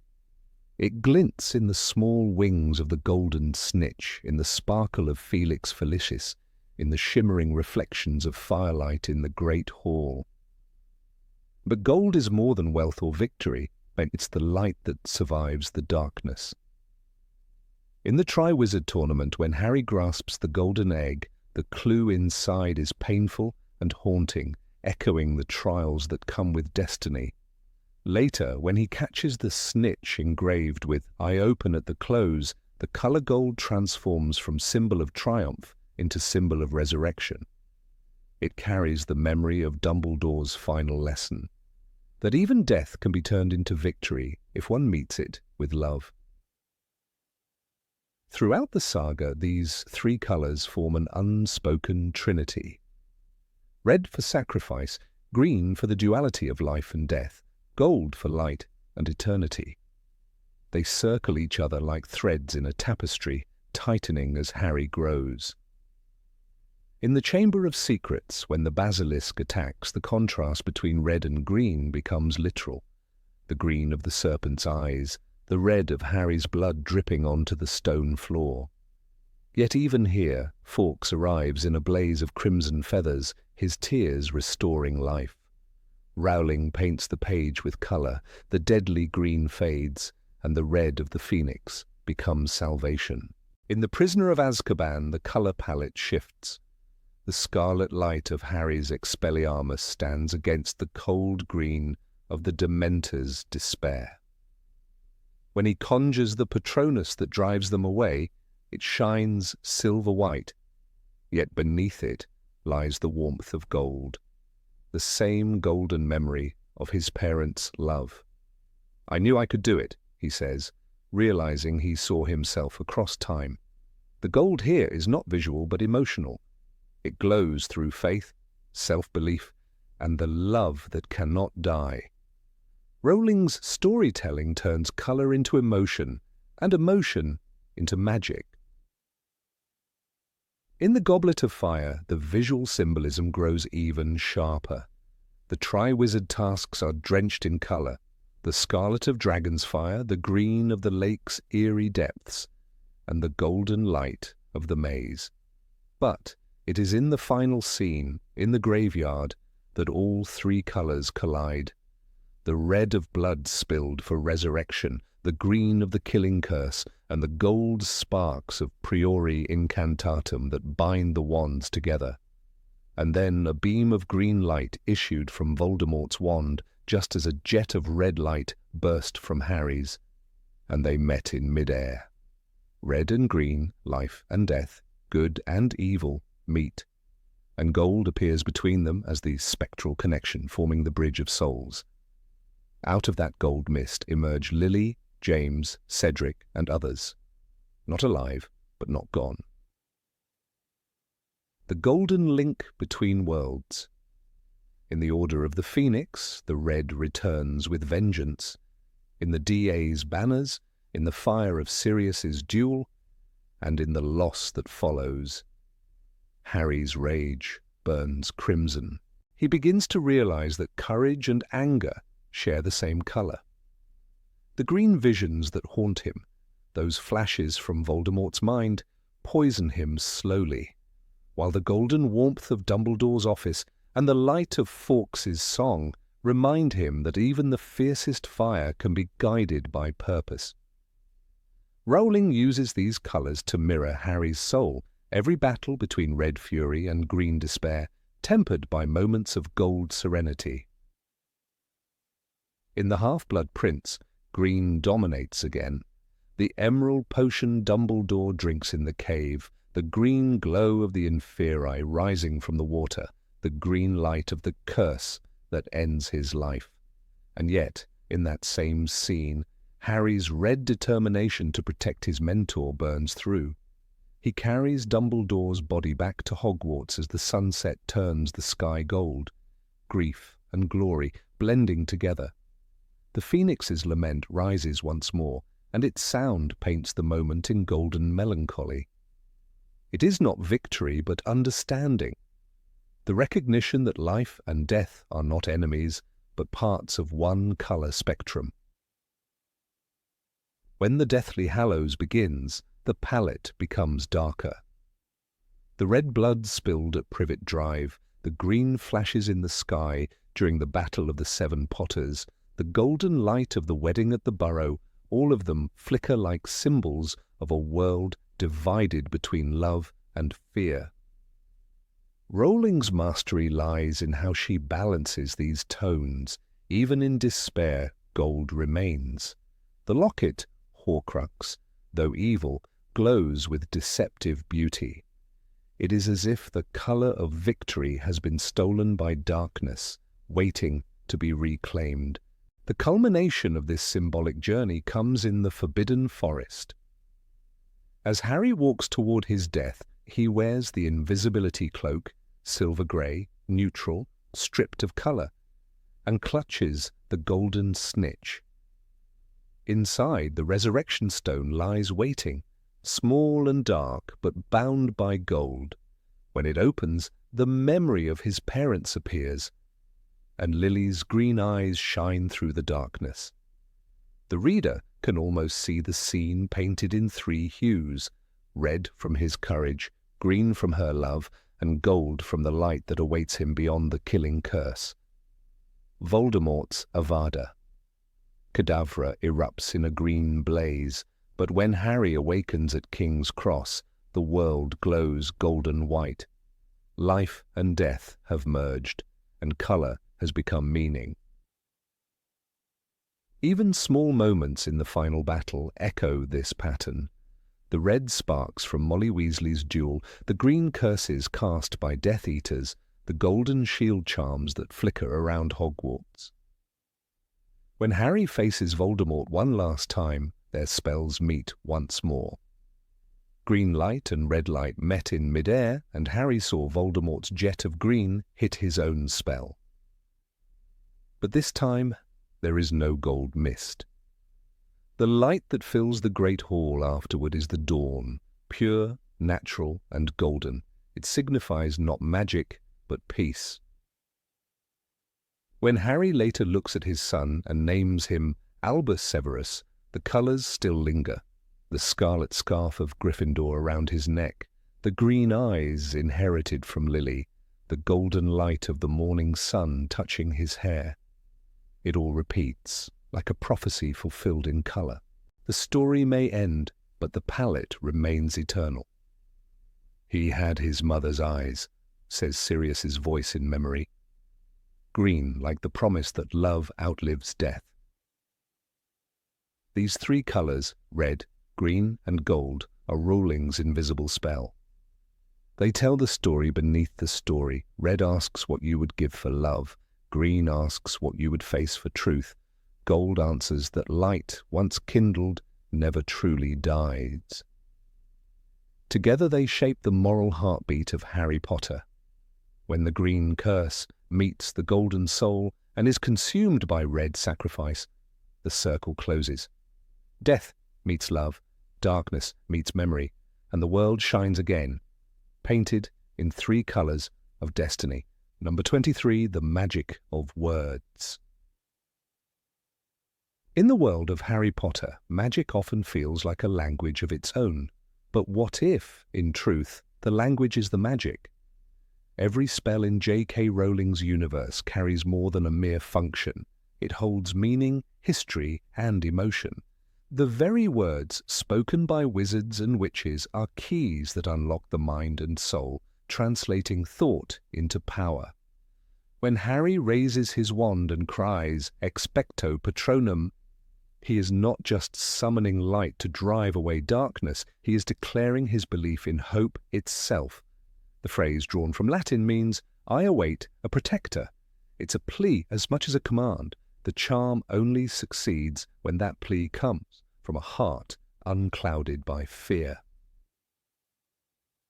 Harry's early failures with the Patronus charm were not because he lacked skill, but because he did not yet understand the language of his own emotions. When Professor Lupin taught him in Prisoner of Azkaban, Harry struggled, producing only a faint wisp of silver smoke. The spell's success depends entirely on one's ability to focus on a single, overwhelming memory of happiness. The Latin word expecto, I await, demands patience and belief. Harry's first attempts were mechanical. He was saying the word but not feeling it. It was only when he remembered his parents, not in sorrow but in love, that the word took root, the phrase became alive. The Patronus, that shimmering stag, was born from language made sincere. Hermione's relationship with words, by contrast, reveals another side of this linguistic magic. Where Harry's incantations come from emotion, Hermione's come from intellect. When she utters obliviate, she embodies the Latin root oblivio, forgetfulness, not as cruelty, but as mercy. The moment in Deathly Hallows when she wipes her parents' memories is among the most haunting in the series. "Obliviate," she whispers, and her voice trembles, but her hand does not. Her magic works perfectly because her mind accepts the necessity, even as her heart breaks. The spell's power mirrors Hermione's essence, rational, precise, capable of separating feeling from duty. Language to her is structure, a code to master. Yet the cost of mastery is loneliness. This connection between spell and soul is visible in every duel, every whispered charm. Consider lumos, the Latin word for light, simple yet profound, seems almost too small for its brilliance. When Harry, Ron, or Hermione flick their wands and say the word, it's more than a practical trick to see in the dark. It's a metaphor for self-awareness. In the Chamber of Secrets, Harry uses lumos in the tunnel beneath Hogwarts, where the air is thick with dust and fear. The light from his wand cuts through the shadows like courage through despair. The spell answers him because, in that moment, he needs clarity. He believes in his own will to see. The world of spells operates not through sound but through conviction. The word shapes the magic, but the meaning sustains it. Dumbledore's wisdom about words ties this theme together. In the Deathly Hallows, he tells Harry, "Words are, in my not-so-humble opinion, our most inexhaustible source of magic." It's not a metaphor, it's the truth of the world he inhabits. Language is the oldest spellbook. From the moment a young witch or wizard says their first incantation, they are learning not only pronunciation but resonance. To mispronounce a spell is to distort its meaning. To misunderstand it is to strip it of intent. The line between thought and speech is where power lives. Dumbledore's insight reminds readers that every act of communication, even without a wand, is a kind of enchantment. Tom Riddle understood this as well, though he twisted it to darker ends. He did not simply fear his name, he tried to erase it. Voldemort, derived from the French Voldemort, means flight from death. The very sound of it betrays his deepest obsession. By changing his name, he cast a linguistic spell upon himself, transforming an orphaned boy into a myth. Yet the fear he inspired turned that word into a curse. Wizards whispered, "He who must not be named," as if avoiding the syllables could protect them. Ironically, the refusal to speak his name gave it more power. Dumbledore was the only one who used it freely, understanding that names, like all words, only have dominion when we surrender to them. Voldemort's greatest weakness was not mortality, but his fear of language's truth. Even the simplest spells carry layers of meaning that reveal the speaker's heart. Take Wingardium Leviosa. To lift an object is a trivial task, but to truly make something rise requires cooperation between word, mind, and will. In the Sorcerer's Stone, Hermione corrects Ron's pronunciation. "It's Leviosa, not Leviosa." And the scene plays as comic relief. But beneath it lies the philosophy of the entire magical system. Precision matters because intent matters. When Ron finally gets it right, the feather lifts gently as though responding to understanding itself. The act of learning the proper word is also the act of learning respect for meaning. Language, properly spoken, becomes an extension of empathy. This harmony between sound and sense explains why wandless magic is so difficult. When Dumbledore or Voldemort performs silent spells, it's not that words are unnecessary, it's that they have been internalized. The incantation becomes thought itself. The wizard no longer needs to speak because their mind has learned to think in the grammar of magic. For most, however, words are bridges between the unseen and the tangible. To speak a spell aloud is to give the invisible structure. It's a declaration to the universe. This is what I mean. This is what I believe. Language defines reality. Rowling herself played with this idea in the way she named spells and objects. The Marauder's map, for example, activates with, "I solemnly swear that I am up to no good." The phrase is not Latin, but it functions as a charm of honesty through mischief. To make the map work, one must embrace a specific state of mind, one of playful defiance.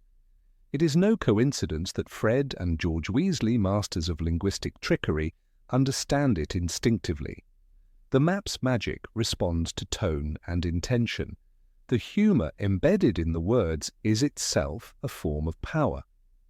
Once again, language is emotion wearing grammar. When we think of curses like Crucio or Avada Kedavra, the stakes of language become even clearer. Crucio, from the Latin cruciare, to torture, demands not only hatred, but the will to cause suffering. Harry's attempt to use it against Bellatrix fails miserably because he does not truly desire to harm. Bellatrix mocks him, saying, "You need to mean them, Potter. The unforgivable curses require the complete surrender of moral restraint. Their words expose the soul's alignment." Avada Kedavra, a distortion of the ancient phrase abracadabra, literally means "let the thing be destroyed." Its language weaponized, creation reversed. In these moments, Rowling shows that words are not neutral, they are reflections of who speaks them. Snape's spells, too, are linguistic mirrors of his inner world.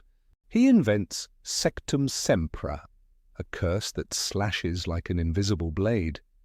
The name itself combines Latin roots meaning to cut forever. Its brutality reflects his years of buried rage and pain. Yet Snape also masters the gentle muffliato used to muffle conversations and the protective protego. The duality of his magic, language of harm and defense, echoes his conflicted heart. When he speaks, his spells are poetry in anguish, shaped by loneliness.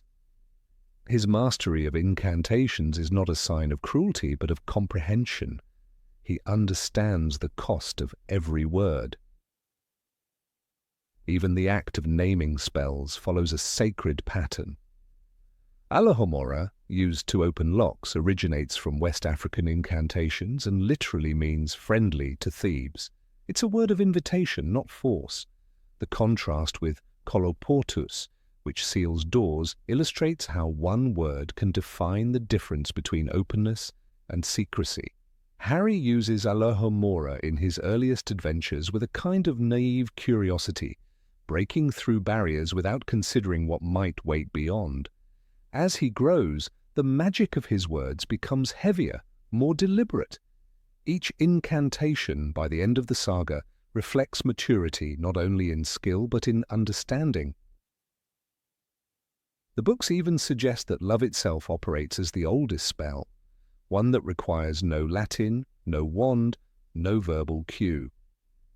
When Lily Potter sacrifices herself, she casts protection with no incantation at all. Yet Dumbledore describes it as ancient magic, binding through intent and wordless promise. It is the culmination of everything the series teaches about language, that words are only vessels and meaning is what fills them. Even silence can be spellcraft if it holds truth. In the end, the world of Harry Potter reveals that language is not a tool of magic, it is magic.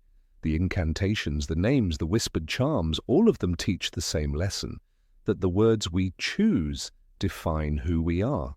Whether it is Hermione speaking "obliviate" through tears, Harry crying "expecto patronum" against despair, or Dumbledore uttering calm wisdom about the inexhaustible power of speech, each act reminds us that thought made audible is the truest enchantment. The wizard's wand may channel energy, but it is the word that gives it purpose, and somewhere between meaning and sound lies the essence of the wizarding world, the quiet, eternal magic of words. Number 24, time that cannot be turned. When Hermione Granger first revealed the Time Turner in Harry Potter and the Prisoner of Azkaban, the moment seemed like a small academic miracle. It was a tool that allowed her to attend multiple classes at once, a logical solution to an overachiever's problem. Yet the deeper truth of this small hourglass on a golden chain was far more profound. Beneath its simple mechanism lay one of the most philosophical ideas in the entire Harry Potter universe, the illusion of control over time and the human yearning to fix what has already been done. The Time Turner wasn't a device of power, it was a mirror, showing the boundaries of fate even within the world of magic. The scene in which Hermione and Harry use it to save Sirius Black and Buckbeak feels triumphant, but it also carries a chilling sense of inevitability. When they return to the past, they realize that their actions had already been part of the timeline. The rock Harry saw earlier, the shadow by Hagrid's hut, the sound in the forest, all were caused by themselves, looping back through time. Rowling constructed this event with almost mathematical precision. Every cause was also an effect, and every effect was already a cause. The Time Turner didn't grant them the power to change destiny. It simply revealed destiny's circular nature. Hermione, the voice of reason throughout the series, understood this paradox better than anyone. "We're not changing history," she insisted to Harry. "We're just making sure what was supposed to happen does happen." That single line dismantles the fantasy of absolute control. It reminds us that even in the magical world where people fly, transform, and defy death itself, time remains untouchable. The Time Turner doesn't allow escape. It enforces the truth that some moments are inevitable. The attempt to bend time becomes, paradoxically, proof that time cannot be bent. Harry's experience during that night deepened his understanding of loss and consequence. When he stood by the lake and saw the Dementors swarming toward himself and Sirius, he realized something shattering. The Patronus he thought came from his father had actually come from him. "Expecto Patronum," he cried, and the silver stag burst forth. Gee, but this wasn't just magic. It was destiny completing itself. His father's presence had never been real. The hope he clung to was a reflection of his own strength, drawn from an event that had already happened. The Time Turner, in that sense, was not a gift from the Ministry of Magic, but a lesson from life itself, that we are often the cause of the miracles we mistake for salvation. There's a quiet poetry in how Rowling handled this artifact. Unlike the Resurrection Stone, which tempts with the illusion of undoing death, or the Elder Wand, which promises mastery over others, the Time Turner is a humbler temptation, the dream of fixing small mistakes, and yet, as Dumbledore later implies, even the smallest changes can unravel the fragile threads that bind the world together. Meddling with time, he warned, is a most dangerous endeavor. The Ministry kept Time Turners locked away, but the true reason wasn't fear of chaos.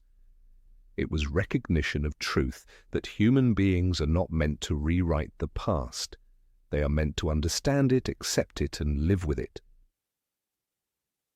What makes Hermione's use of the Time Turner so significant is that she never uses it for herself. Every turn of the hourglass is an act of responsibility, not selfishness. She doesn't try to relive a happier moment, doesn't try to save her parents' marriage or ace an exam she failed. Instead, she uses it to rescue the innocent, a condemned hippogriff and a wrongfully accused man. Even when given a tool that could rewrite her personal story, Hermione's instinct is compassion, and still the universe places limits. She can save Buckbeak but not prevent the betrayal of Peter Pettigrew. She can save Sirius from immediate capture but not from the fate that awaits him in Order of the Phoenix. Time, it seems, allows mercy, but not redemption. In that limitation lies the most haunting beauty of the Time Turner. When Hermione says, "We can't save everyone, Harry, but we can save those who are near us," she speaks not just to him, but to every reader who has ever wished to undo a mistake. The Time Turner becomes a metaphor for human morality. We cannot fix the world, but we can make small moments better. Rowling uses time travel not as a scientific curiosity, but as a reflection of emotional truth.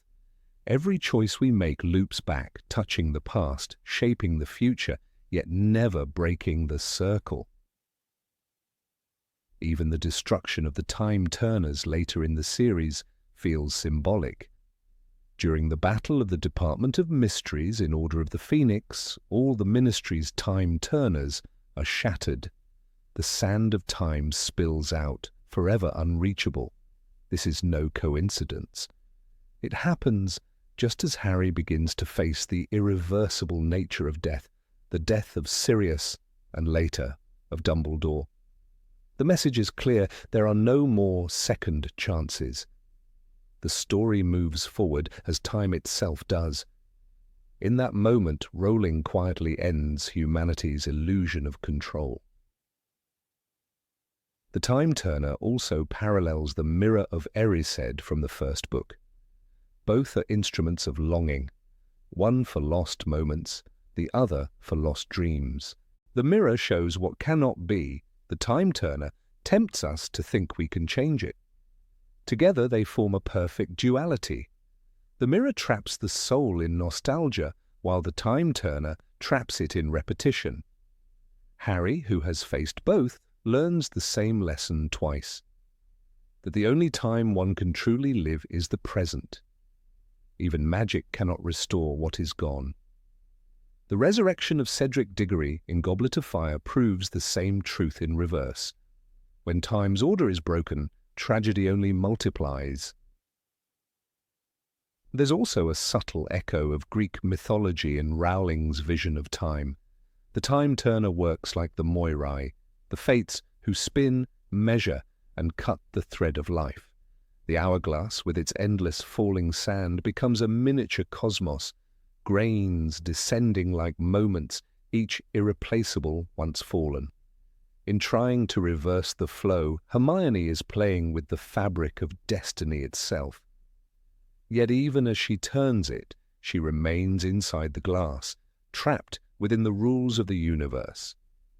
She is, quite literally, the grain trying to climb back up the stream. Rowling's brilliance lies in how she cloaks this existential truth within a school adventure. Time's circular structure also defines the entire saga. The prophecy about Harry and Voldemort, neither can live while the other survives, is itself a time loop. It begins with Voldemort trying to prevent his own death and ends with that act causing it. Just like the Time Turner, the prophecy enforces the inevitability of fate. Harry, like Hermione, becomes both the actor and the witness in his own story. The more they try to change the outcome, the closer they come to fulfilling it. The Time Turner was a rehearsal for the grander theme. Destiny is not avoided by resistance, it is completed through understanding. Hermione's maturity in handling the Time Turner contrasts beautifully with the recklessness of other wizards who seek control. When we compare her restraint with Voldemort's obsession with immortality, the parallel becomes clearer. Both represent different ways of defying time, one through wisdom, the other through domination. Hermione accepts that time must flow even when it hurts. Voldemort denies it, trying to freeze existence through Horcruxes. The result is poetic justice. The one who respects time survives, while the one who defies it becomes its victim. Dumbledore's words after the rescue of Sirius summarize the entire philosophy.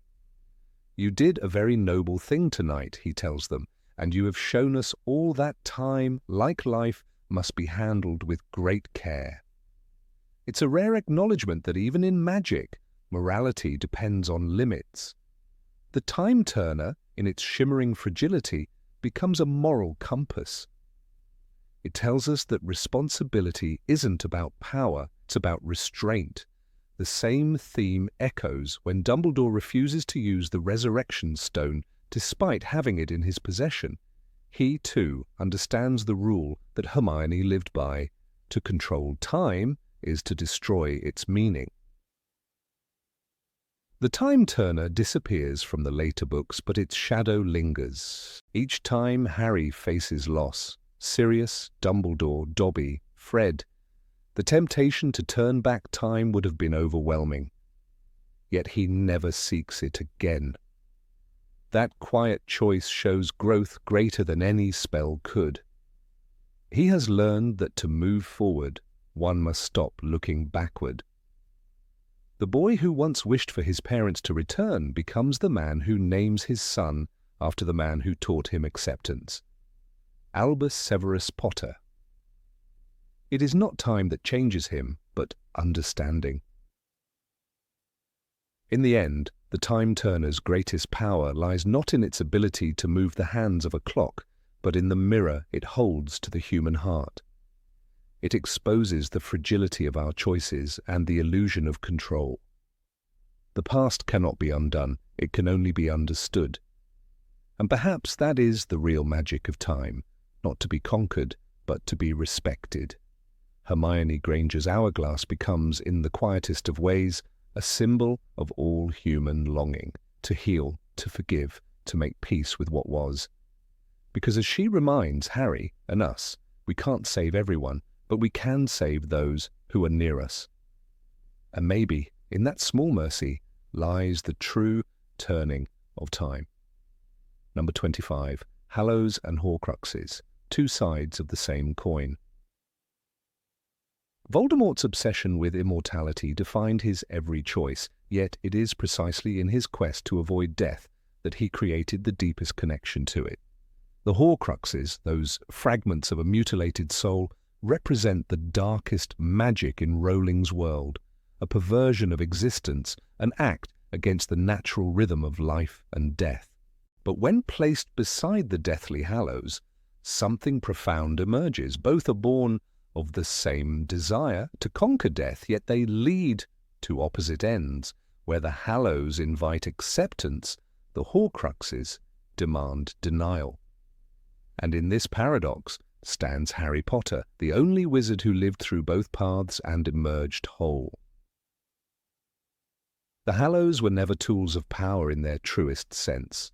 The Elder Wand, the Resurrection Stone, and the Invisibility Cloak were crafted to reveal the wisdom hidden in mortality itself. "The last enemy that shall be destroyed is death," reads the inscription on James and Lily's tombstone, a reminder that victory over death does not lie in avoiding it, but in transcending fear of it. Dumbledore understood this when he said, "Do not pity the dead, Harry, pity the living, and above all, those who live without love." In that single line, Dumbledore encapsulated the message of the Hallows. Love and humility are the only true shields against the terror of mortality. The Horcruxes, by contrast, are monuments to fear. When Tom Riddle first asked Professor Slughorn about them, his tone was almost innocent, but his question, "What would happen if you made more than one?" chilled even the experienced potions master. Voldemort's soul, divided into 7 fragments, became a mirror image of his spiritual decay. Each Horcrux carried an emotion that had consumed him: the diary for vanity, the ring for arrogance, the locket for greed, the cup for covetousness, the diadem for pride, Nagini for dominance, and finally Harry himself for the unintended sin of hatred. Together they formed a cathedral of corruption, each one singing a different hymn of fear. The Deathly Hallows, meanwhile, form a sacred trinity. The cloak of invisibility represents humility, the ability to walk unseen, not out of cowardice, but from the wisdom of knowing when to step back from the world's gaze. The Resurrection Stone symbolizes love, the unbreakable bond between the living and the dead, and the Elder Wand represents mastery, not over others, but over oneself. When viewed this way, the Hallows are not gifts to command, but lessons to learn. The true master of death is not the one who uses them, but the one who understands their limits. In Harry, these two paths collide. He unknowingly becomes a Horcrux, carrying within him the last remnant of Voldemort's soul. That fragment whispers, tempts, and punishes, forcing him to confront the same corruption that destroyed Tom Riddle. But unlike Voldemort, Harry does not seek to suppress or deny death. From the very beginning, he is defined by sacrifice, his parents for him, and eventually his own for everyone else. When he walks into the Forbidden Forest in Deathly Hallows, clutching the Resurrection Stone and whispering, "I am about to die," he achieves what no other wizard could, the merging of the two paths. He accepts the Horcrux within him, yet chooses the way of the Hallows. In doing so, he becomes death's willing companion, not its enemy. There is a quiet irony in the way Rowling designed this symmetry.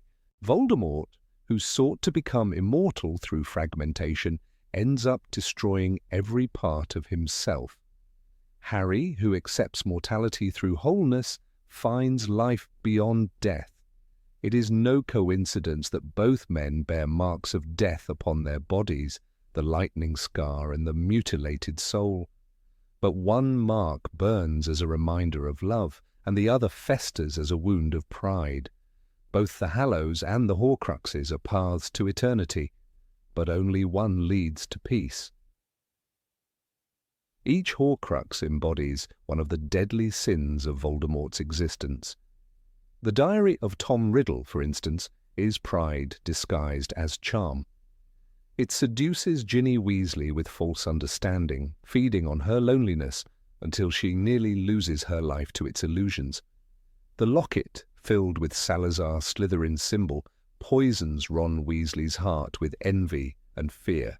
It whispers that he is unworthy, that Harry and Hermione would be better without him. When Ron finally destroys it, the Horcrux screams, revealing Voldemort's true nature: hatred masquerading as strength.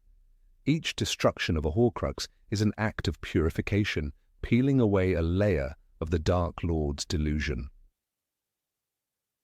Hallows, by contrast, restore what Horcruxes destroy.